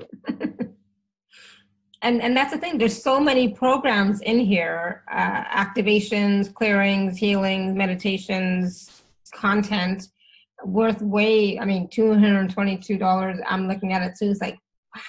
I want to tell you something about that universal laws class. When I did that class, I didn't realize back then how valuable it was. I was learning it. And I've always been I'm a student and a philosopher and a teacher. My rising sign is Sagittarius.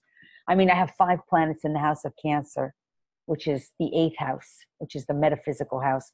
And I have a major planet in the 12th house, which is also known as a spiritual, your unconscious, Neptune. I have Neptune there, which is like Neptune is the planet of spirituality, Anyway, I'm off tangent. The point is, my Sag loves learning. My rising sign is Sag. And so when I was studying the universal laws and I was learning it and I was organizing it, I was like, I have to teach this because I love teaching. And it's all in there. But I didn't realize until I started really, really living them since then. That class I think I taught maybe 3 years ago, 2 years ago. It's still exactly the same information I live by now. And I think it has changed my life to live by those laws. It takes you out of fear. Why would you be in fear if you give $1 to somebody, for using this example, that you're going to have less? Or if you give $100 as a tithe, or if you pay for something that's fair energy, why would you be afraid that you're not going to have enough? If you understand that the law of cause and effect, the law of radiation, the law of circulation, the law of attraction, the law of creation, all of those laws are going to command that you are about to get that times probably 10 back within almost no time at all, as long as you know it and allow it. Once you learn these laws, then also, like when somebody tells you, for example, you have to have an immunization. You're being forced to have an immunization. You wouldn't get caught in that. You wouldn't even believe that, because you would understand the law of intent, consent, and authority is about to step in on your behalf the moment you start using that law of intent, consent, and authority. But people don't even know that law. No. Do you know that law? No, I did not heard of that law. Well, actually you have, you do. Do you know what the law of free will is? Oh, yes. Okay, well, there's a law of free will, but people don't understand what is the law of free will. How does it work for us? How does it apply? what is it even real? Do we even have a free will? Well, yes, you do. But if you're consenting to something because you think someone's going to force you, and now you get into a wrestling match or a punching match, like, you can't force me. I don't want that. I'm not willing. This makes me mad. This makes me angry. Now you're in a tug of war match. Oh, well, that's your free will. You've just consented. But the moment you claim power with this law, and you say law of free will, intent, consent, and authority, this is against my free will. I don't consent to it. What else is possible? What can we do? That's why I like that question from Access. What else is possible? Yeah. I don't know if that's their question, but I mean, that's an important question. Everybody asks that. I think everybody asks that question. This isn't going to work for me. What else is possible? Exactly. Something else has to be possible. Something better has to be possible. Mm-hmm. All right. And well, anyway, all of that is in that sacred membership. Yes. So it's lorispagna.com/membership. And the coupon code is all caps, Awaken, the number two, happiness now. Yeah. And you just put that in at checkout. Beautiful. Thank you. Yeah, there's so much wonderful content, and including, if you like activations, there's healings, there's clearings, there's meditations, and then there's content to read. I like to read. I'm a reader. I like to learn. So there's lots of things to learn as well. So just to open your mind to new possibilities and new just something you may have never even thought of before. Yeah. By the way, almost everything that's in the PDFs, like the ebooks, they have MP3s with them. So if you don't want to read the PDF, I recorded the MP3s for all the ebooks. And the thing that I love about some of the ebooks, like my ebook, Stop Feeding Me Junk, Superfoods for You and Your Pets. Mm-hmm. That ebook on Kindle is not very good because all the links, they're not linkable on Kindle. Right. But when you get it as the PDF, it has all links to like the best superfoods for you and your pets, and links to websites where you can actually get products and get coupons and stuff. But you need the actual book. Mm-hmm. I mean, it's in there. Cool. Anyway, yeah, all those PDFs have that stuff. So, and a lot of the PDFs are worksheets too. So a lot of them are things, worksheets and prayers. There's some prayers that you use, like forgiveness prayers, self-love prayers. There's a money prayer. I swear, it's every time I use that money prayer. I gave that money prayer away to my community once, during the holidays. Everyone in my newsletter, and I got letters back from people writing to me saying that when they said that prayer, automatically, like within 24 hours, they had like all this unexpected money come to them. It really works. I mean, that money prayer really works. That's in there. It's amazing. And I've said it when I say that money prayer, I say it for all of humanity. In there's a line that says, free us and liberate us from all financial slavery, all financial tyranny, free us and liberate us from all tyranny, free us and liberate us from all financial tyranny and all tyranny of every kind. Free us and liberate us, that we may be financially abundant and prosperous as a collective. That's in there, but I've done it specifically even for like my family. And my father will tell me like the next week, oh, I got a new client, I got new business. I pay attention to the cause and effect. Yeah. I pay attention. If you're paying attention, you can see. It doesn't mean that if it doesn't happen, it didn't work. It just means maybe you didn't see it, or maybe it's still to come. It's just I can always see cause and effect relationships with that prayer, that money prayer. Yeah. In this particular example. Yeah, anyway, that's cool. It's in there. That. Yeah. Yay. And and that's one of the things I like about you, Laura, is that you are not doing stuff just for yourself. You're doing it for all of humanity. You're doing it for the collective. You're doing it for your community. It's not just you. Yeah, I want a better earth for everyone. Yeah. I mean, I always say my journey was born out of my love for animals, because I really wanted to help animals on a global scale. That was my mantra. I'm sure you've heard me say that before. Mm-hmm. And I didn't understand that meant like, then animals started talking to me and like, okay, well, if you want to help us, you're going to need to help the humans. Mm-hmm. And then just through that really sincere desire to be of service, to make a contribution and continually get my ego out of the way and just let source, do the work. I really have done my best to do that. I really do care about humanity. And I feel like that's where the gifts come from. That's where they are gifts. Like, I'll share this with you. This is kind of like a private thing, but I think it's really sweet. Like there were times, been times where I'd be like, wow, I feel frustrated about this or stressed or upset or whatever. Or why don't I have a big boat yet, a big yacht? That's something I'm working on. I want to have a boat. I love boats. I love water. I love boats. And actually I did just find out, it's kind of funny when I started bitching that I didn't have boats. Somebody bought and gifted me a gift, a kayak, a $250 kayak. That's nice, right? Yeah. But I was needing a motorboat, but that happened like within less than a week of me being like, okay, I'm going to have a boat. I'm going to have a boat.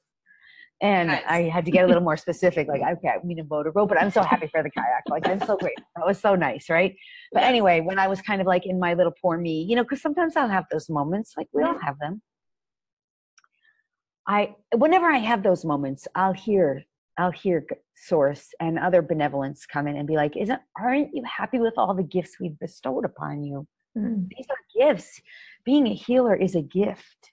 When we're healers, it's a gift that Source gives to us.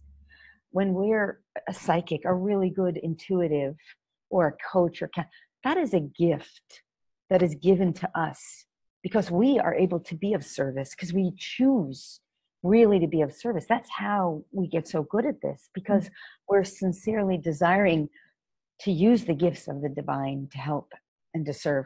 So even when people say things like, well, why can't I communicate with animals yet? Or why aren't my psychic gifts coming online?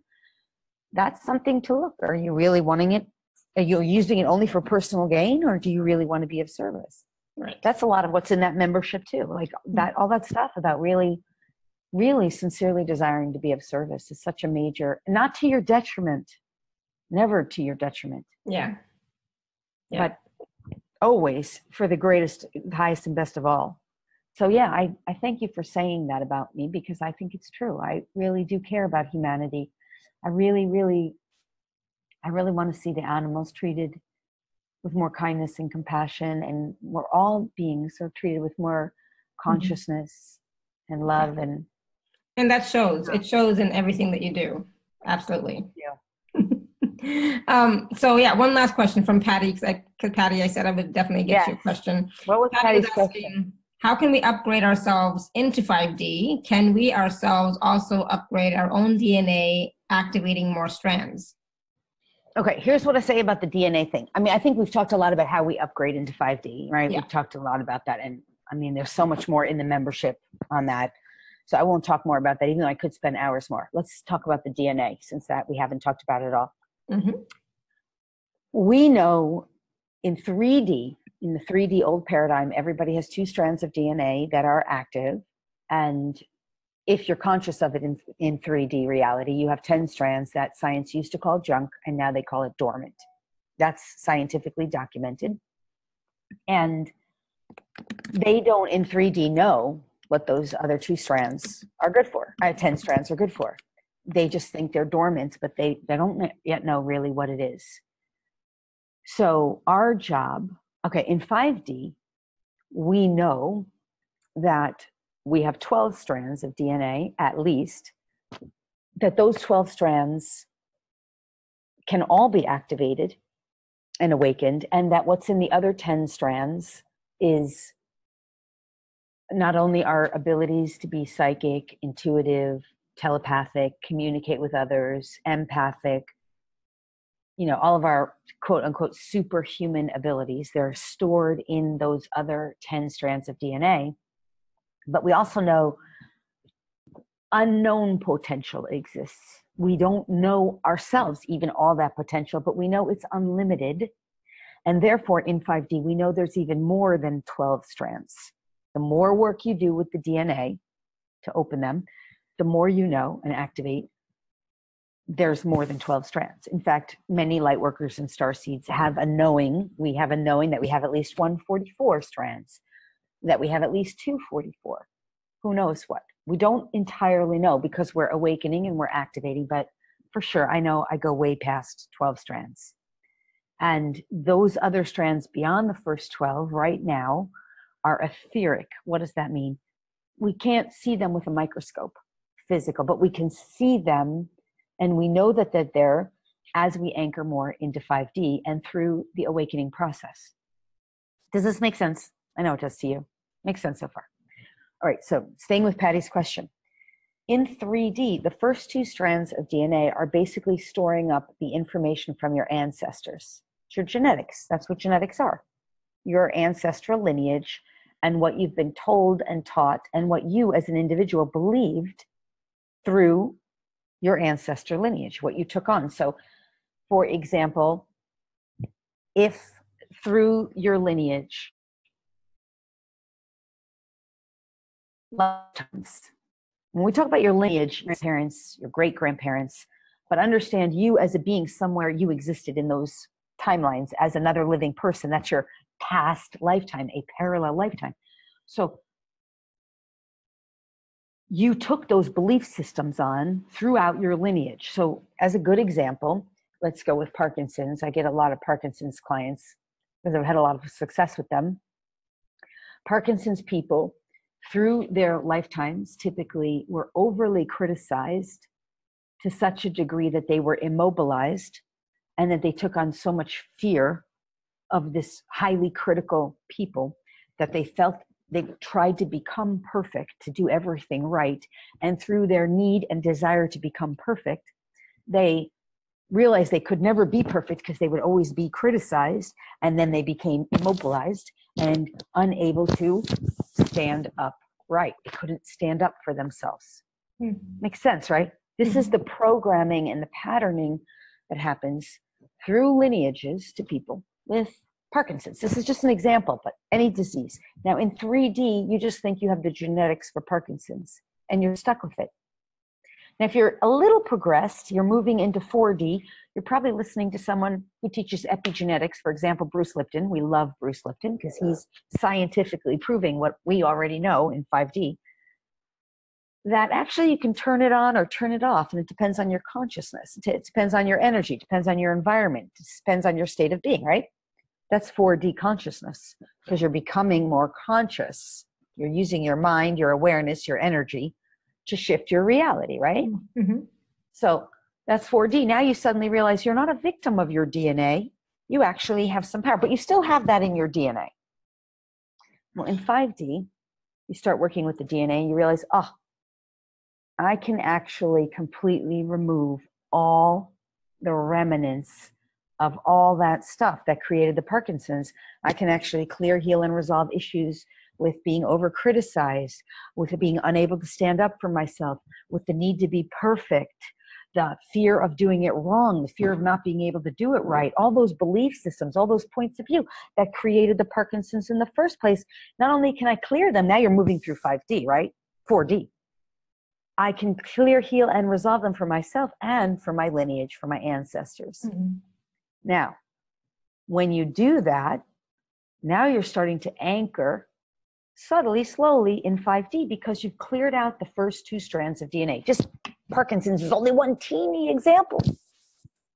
But all that stuff is what's in the first 2 strands. So you've got to clear it out because you're no longer going to be at the victim or at the effect, cause effect. You're not the effect of your ancestors or your past lives, parallel lives. You clear out these first 2 strands of DNA. Healers can do this. Mm-hmm. You know, I can't say all healers can do it, but this is what I do as a healer. And then, not in a linear way necessarily. You don't have to do one then the other. We also, at the same time or in collaboration, in harmony with, we activate the other 10 strands of DNA. This is what simultaneously is part of what works to turn on all those superhuman abilities. And that's when when we start getting to the higher strands of DNA, 7th, 8th strands of DNA, 6th, 7th, 8th strands, we start connecting with other dimensions. Star family races who live in the frequencies of higher dimensional realms, 6th, 7th, 8th dimensional realms. You have star beings there who are benevolent. They have physical body if they want. They don't have to have physical body if they don't want, most of them anyway. They are light bodies. They're already ascended. They've already ascended. They're still ascending in their ways. But that's in the DNA too. So that's how come I can know my star seed lineage. We can all know our star seed ancestors and our star seed lineage. That's also in the DNA. The DNA is simply storing up the records. By the way, I teach this in the Akashic Records class, which is also in the Sacred Membership, not the full course, but accessing your Akashic Records and learning about them and starting the beginning work with them. You can learn that in my Sacred Membership class. But your Akashic Records are storing up your records too. They're also in your DNA. So this is why activating the DNA is so important, because it brings all this on. It clears out the old. It makes way for the new. It opens us up. It anchors us into 5D. So, okay, that all makes sense, right? Mm-hmm. Can we do it for ourselves? Can we do it for ourselves? Yes, we can. But I always laugh when I think about this. I've had so many people tell me, well, when I see the clock say 111 or 222, I look at it and I let my DNA activate. And I think, all right, you're living in La La Land. Magical thinking. I never heard that. That's the first time I'm hearing that. Because it's ridiculous. Because that's what gives this airy-fairy stuff a bad name, when people live in La La Land and they're having magical thinking. And we do that. That happens. It's part of the journey. There's no wrongness about it, but there's not the truth in it either. Magical thinking, and, you know, it's magical thinking. That's all it is. And it's fine if you want to do magical thinking, but it's not real. It's magical. So DNA gets activated by very high, even if you were to look at the tests that are done and do the research, most of the DNA, what they're scientifically realizing, is activated by some kind of high frequency energy.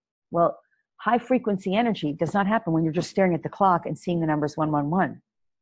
So to me, the way that DNA gets activated is by working with someone who already holds that high frequency energy and can assist in bringing that high frequency energy into your body to help you activate it. So can you do it yourself? Yes. Do you have to learn how, or somehow awaken something within you where you know how? Yes. For me, I learned from my star family. I had an induction experience. I was literally teletransported onto a ship. I was surrounded by my star family. There were activations. There was genetic coding. There was genetic work being done. There was weird things happening that I couldn't explain at that time, that I didn't even understand fully. And there were downloads, and I would see for a long time this sort of like Morse code downloading. And I used to ask, what the hell is happening to me? I don't know what this is. And I would always say, you'll know when the time comes. And that is what happened. And that's how I learned to do DNA activations initially. I'm not discrediting people who do it for themselves, because we can do it for ourselves. But what I am saying is, I don't think, if you've never been exposed to it, or if you don't know how, or if you haven't awakened enough of that high frequency in yourself, that you can do it yourself initially. I think you have to learn, and you have to practice with somebody. And there's definitely specific things I'm doing. That's not a 5-minute teaching. I haven't even ever formally taught it to anyone, because I don't feel like I can, because I guess I just never, if I asked Source, teach me how to teach others to do it, I could. I just haven't gone there yet. Mm-hmm. I mean, I know when I do DNA activations, it's not a 5-minute thing, you know, it's a 45-minute session. And yeah, I mean, what exactly? It's something I learned, you know, like it's through, you know, teachers, you know, so it's not something I just do, but it's very powerful, you know, and yes. I highly recommend it. Because the other thing I want to say is, like, in the Sacred Membership, there's so many, like 3 years, I think, of, or maybe more, of Ascension, manifestation, and healing circles where we do the DNA. Every one of them has a DNA activation. Mm-hmm. But even in those meditations, those calls are typically 3 hours, but they have breaks, and you don't have to listen through the whole 3 hours to get to the DNA activation. But even in the meditation for the DNA activation, there's like an hour meditation that really primes people. Because if I tell you right now, I'm going to activate your DNA, and I do it right now, someone on the other end would be like, I didn't feel anything. It didn't work. Well, no, okay, maybe they're not conscious of it, but it works. Yeah. It's just that if you really, really want to get the maximum benefit and effect, it takes more time. And so I think sometimes when people ask you for things like, can I do it myself, or how do you do it? And I'm not saying Patty's asking this. I'm just saying sometimes it's like we're trying to shortcut our way through something. And I think to get the full benefits, it's better when we really go into it. That's how we reach those higher vibratory states. Yeah. And we do that inner work, source, there's a reason that Jesus, you keep mentioning Jesus, but had disciples. What does disciple mean? The word disciple is to discipline yourself. They disciplined themselves. They discipled themselves. And I think that's why we have the ability to do these meditations, because we've discipled ourselves through that process. That's how it awakens. The ability within us awakens to be able to do it. But I think you have to start through learning and, taking the time to do it within yourself and with others, and using those high frequency things. Absolutely. Those high frequency tools. So I hope that helps. Yes, definitely. Thank you. And so I wanted to tell Patty, or let her know, and everybody else know too, that in that membership program, there are, like you said, DNA activations already in there in some of the. Yeah. Oh yeah. Tons of them. Tons of them. Good. Cool. So I forgot Caroline's question way back when at the beginning. Oops. And she had written a song for Merlin. Remember Merlin passed last year in May? Merlin is a cat? Is Merlin a cat? Horse. Oh, Merlin. Oh, okay. I remember that. I have different clients with whose animals are named Merlin. Yeah. And so I guess she wrote Merlin a song. And so she's asking, what do you see or feel with 3 songs that are written, I guess, with Merlin, through Merlin? Anyways, maybe she was just reminding you about Merlin to give you the connection. Yeah. Okay. I mean, I remember Merlin the horse, and I remember Caroline. It's her name, right? Yeah. I don't know if I ever worked with her in a one-on-one session, or if I just know her through telesummits. So forgive me, because I don't retain anyone else's story after I'm done, but I know I have interacted with them both before. So with Merlin having crossed over, she basically wrote some songs. Is that right? And she's just wondering if he knows the songs, or I don't know what the question is. Just what do you see or feel with the songs? Well, what's to happen with the songs? I can only say this is what I'm getting. I'm not getting anything about like the songs or what's to happen with the songs.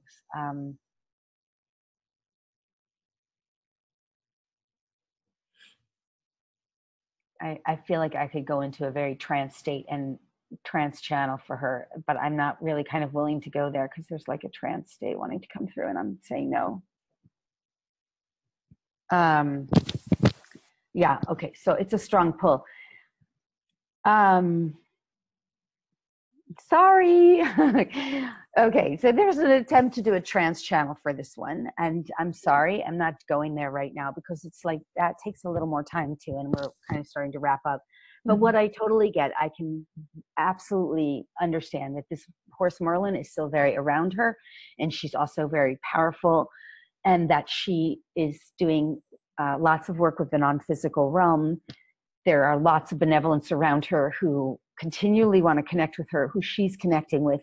And this is the warning. It's a warning.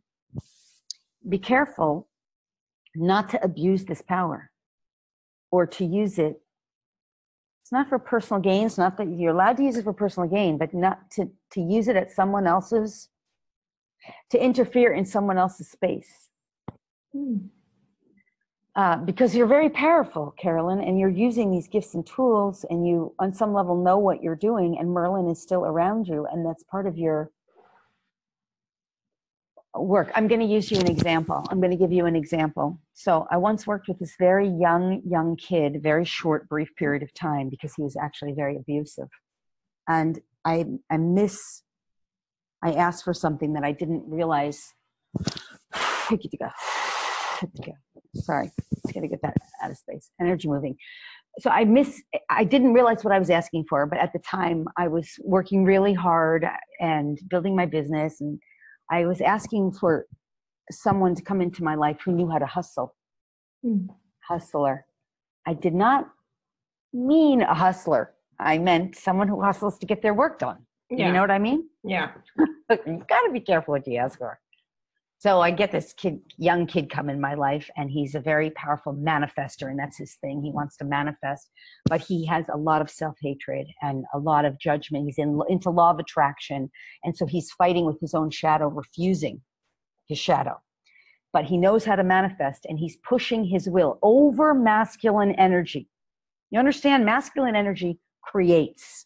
He's pushing his will on others, and he's doing a lot of other things that I personally think are not of the highest light, like going on dating sites and meeting women and then hustling them to become his clients. I made a mistake in what I asked for. Anyway, this happens when we start knowing our power sometimes, where we're using it and we don't realize he didn't mean to be misusing or abusing his power. He just was in a state of very strong masculine energy, using it to create and manifest what he wanted, sometimes at the expense of others. And this is the caution that was coming through, because like Carolyn's willingness and wanting to receive is affecting me, right? Like her beings around her can easily come through and channel, but it's almost like it's coming through with a force, a strong force that's not entirely in flow. Merlin has that energy. I work with Merlin, the being Merlin, the ascended master Merlin. He's very powerful. And some people didn't even know if he was real because he's such a light body being. They never, in his timeline where he existed in body, they didn't even know if he was real because he was so able to transcend his own physical body already at that, timeline, time of Sir Arthur. And so this is the same thing. That's the same energy that's coming up for Caroline with her horse. Is like, you're very powerful and you're not doing anything wrong. You have to come into a kind of union with this power where you're not using it, where your will is not overriding the will of anyone else. And this is a sacred rites of passage. So Merlin, her horse, thank you. Now it's coming in clearer because I put up like a healthy boundary, right? I'm translating rather than channeling it, but it wanted to be channeled through. Merlin, her horse, is simply saying, you're at a point of a sacred rite of passage. And just as I have been, and the sacred rite of passage is to start to come into knowing your power without abusing your power. That means unioning the masculine energy and the feminine energy. This character, this hustler character I was talking about, was using only masculine force. Feminine flow, feminine allowance, feminine existence is the feminine energy that just, it allows. And it works in harmony. That's true power. True power is the union of the feminine and the masculine energies that we all have within us. This is what your horse Merlin is saying. It's not so much about the songs. The songs are an honoring of Merlin. At least that's what I'm getting. That's what I'm receiving as I connect in with Carolyn, with Merlin, and with this question, which it's more about you're honoring Merlin. Merlin is honored. He's still around you. There's a sacred rite of passage going on both for him in the non-physical realm and for you as you level up to the next level of your embodiment. And that embodiment is harnessing the power that you have without forcing or pushing it or coercing, without coercion, whereas you unite it with the feminine energy of allowing and flowing and using it in divine union, not to force or coerce, but to be in more flow and harmony with your own power. That's the sacred rite of passage. That's the rite of passage that's going on for Carolyn at this time that I'm translating as I understand it.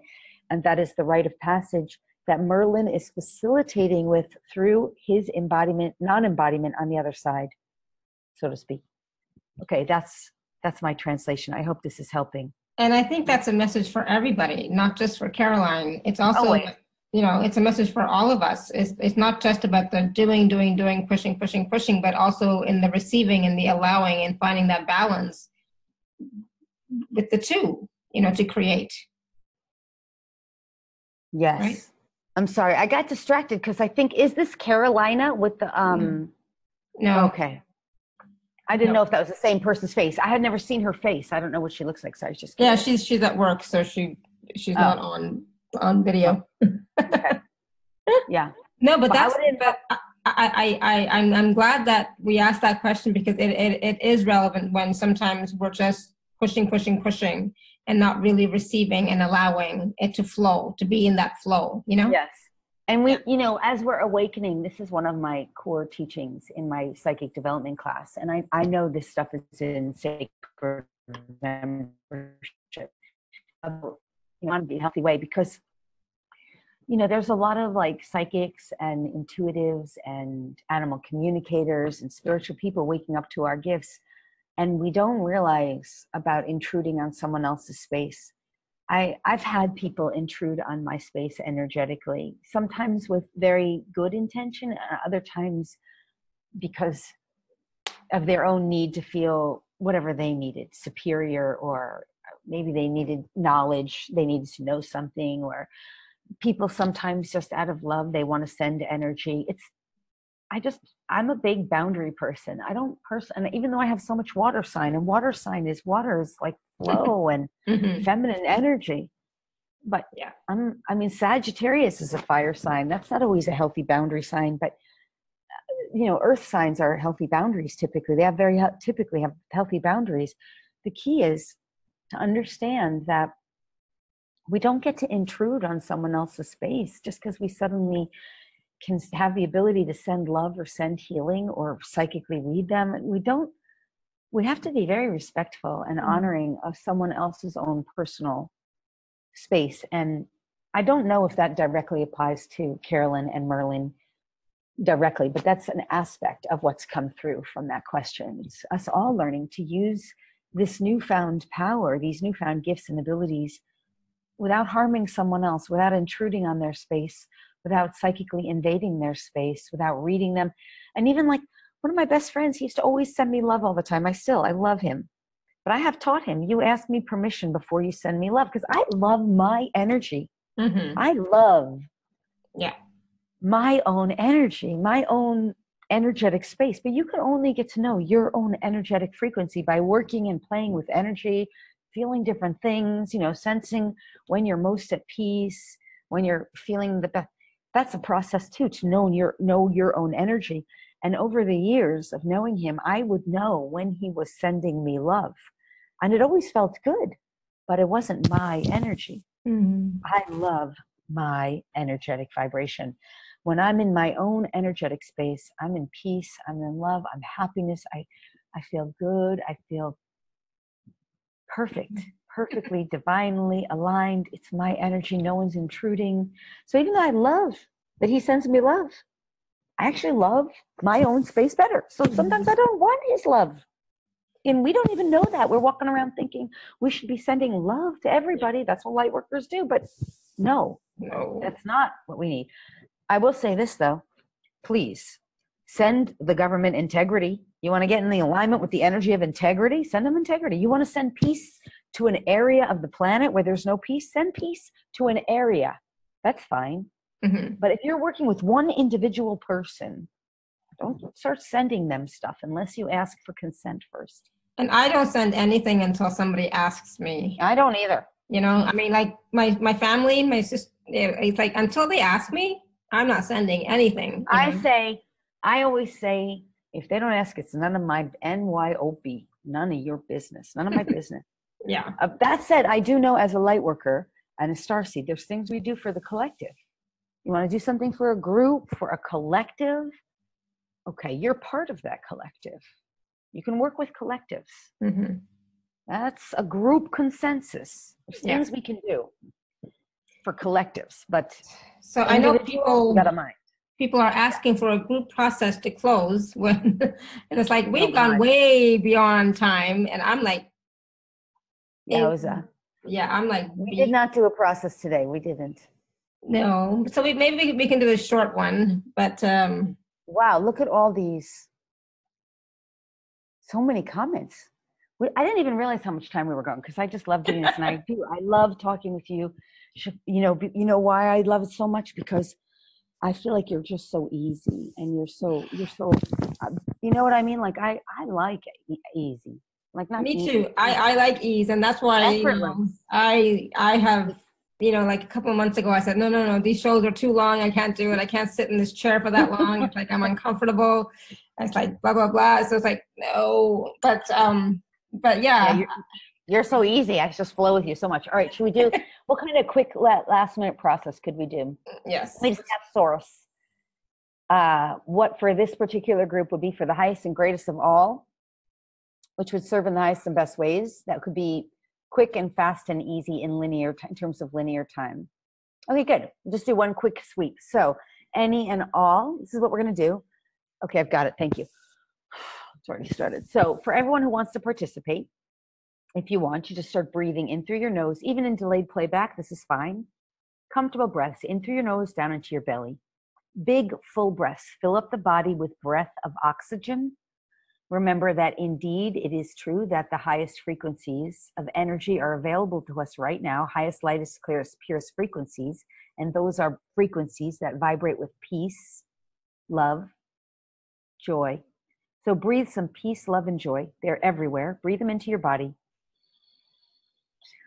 Full, big, deep, full, comfortable, rich breaths, filling up your entire body and being with peace, with love. And let that peace and love go to every cell of your body and being. Anywhere your body needs some extra peace, some love, some joy, breathe it in. And so while you're doing this, you're giving your consent with a yes, thank you, as I translate or after I translate what Source will do. First thing is a clean sweep. Any and all denser, heavier energies. Notice we are not combining energies. Source will work with each and every one of us as individuals, and only as is for our highest and best, with harm to none, as always. So if you're consenting as you're breathing and receiving and allowing, the first it will do is make a clean sweep. This is where it's going to locate any and all lower vibrational, heavier, denser energies, frequencies, vibrations, any and all toxics, toxic emotions, toxic energies, toxic frequencies, toxic vibrations, toxic systems and or patterns, any and all toxic energies, vibrations, etc., and any and all density and heaviness from your energy field. Gently, lovingly lift it, remove it, dissolve it, and take it away and transmute it into love and light from each and every one of us who are giving consent, breathing and receiving as it is being done. This is the first part. There's a second part. Please give your consent with a yes, thank you, as you breathe and receive. Let me get out of the way while it's completed.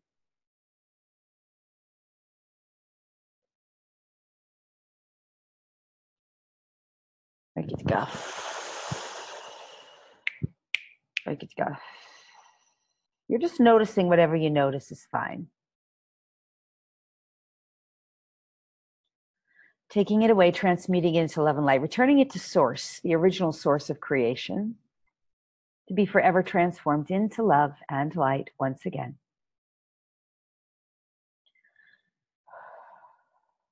Good, nice. And now replacing it with divine source consciousness, divine source truth, divine source perspective, understanding, and definition regarding everything we've been discussing today, and in particular around having to do with these toxins, toxic emotions, etc., that have just been cleaned.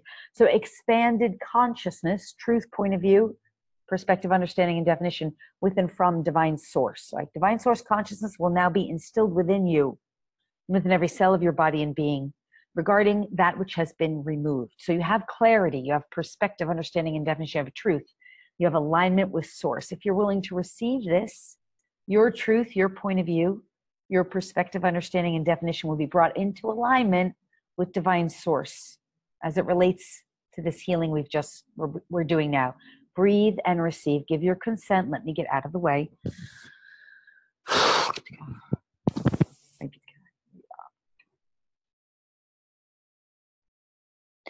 Yes. You're just noticing whatever you notice is fine. Nice.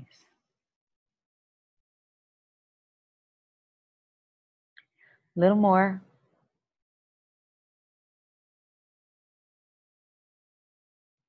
Works even in delayed playback. Just allow yourself to receive.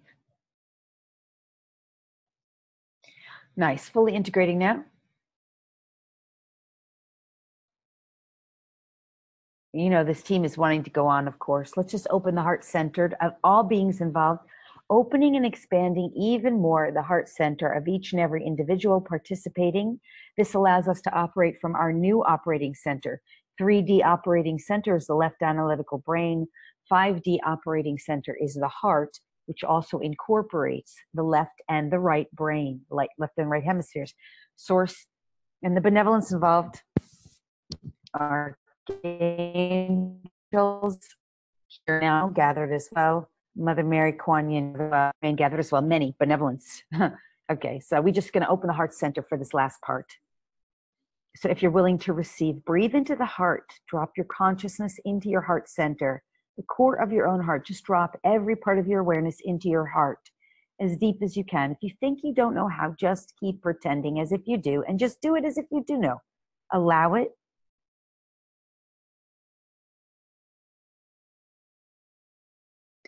Breathing into the heart, noticing whatever you notice, keep dropping into the heart.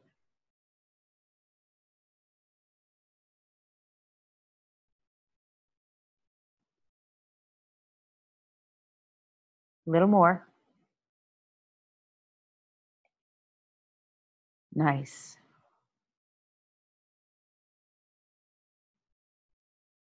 Breathing, dropping down. Thank you, thank you, thank you.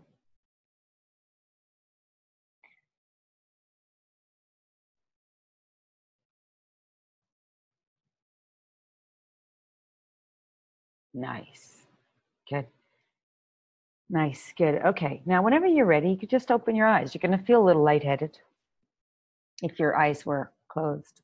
And that's okay. You just come back into your embodiment and stretch out. So a lot of people ask, and some people did today, how do I anchor more into the 5D? You know, using the heart as the navigator.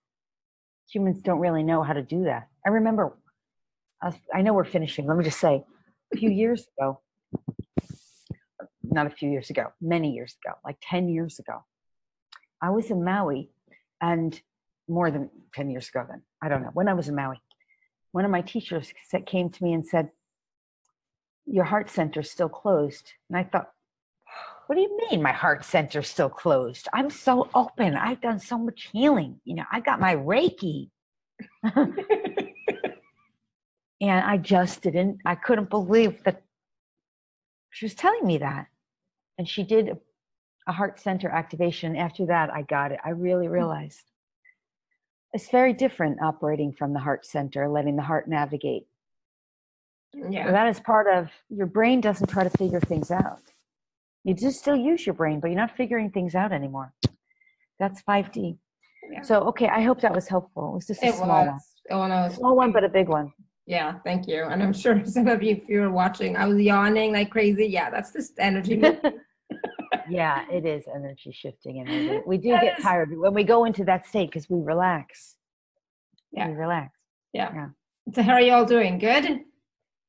Yeah, I'm glad we did do that. Oh, look at the nice comments. So thank you for asking. Hi, Randy. Randy says fabulous. Thank you. Yeah, no, that was thank great. You, Lori. Okay. Carolyn says thank you. And we didn't talk about mental illness, but I'm sorry, maybe next time. So next time. I just looking at these. Oh my God, there's so many comments. I could have got a million more comments. I just don't see them all, you know, because I'm talking and stuff. But it's fun to see them. I never get to see them. Well, and that's the thing. I mean, if you were to read all the comments and see all the questions, we would be here for like ever. I love all the comments, though. It's so fun. We get to say hi. All right. I want to thank you so much. Oh, there's Randy. Hi, Randy. Hi, Randy. All right, Laura, thank you so much for having me. Oh, thank you. This was so much fun. I'm so glad that we did the Zoom. You know, much. Me too. It was so wonderful to see you, Chantal. Chantal. That's my French name. My computer's name. Exactly. No, this was so much fun. I was just going to say, and thank you everyone for being with us and all of your questions. I know we didn't get to everybody, but thank you for all of your questions.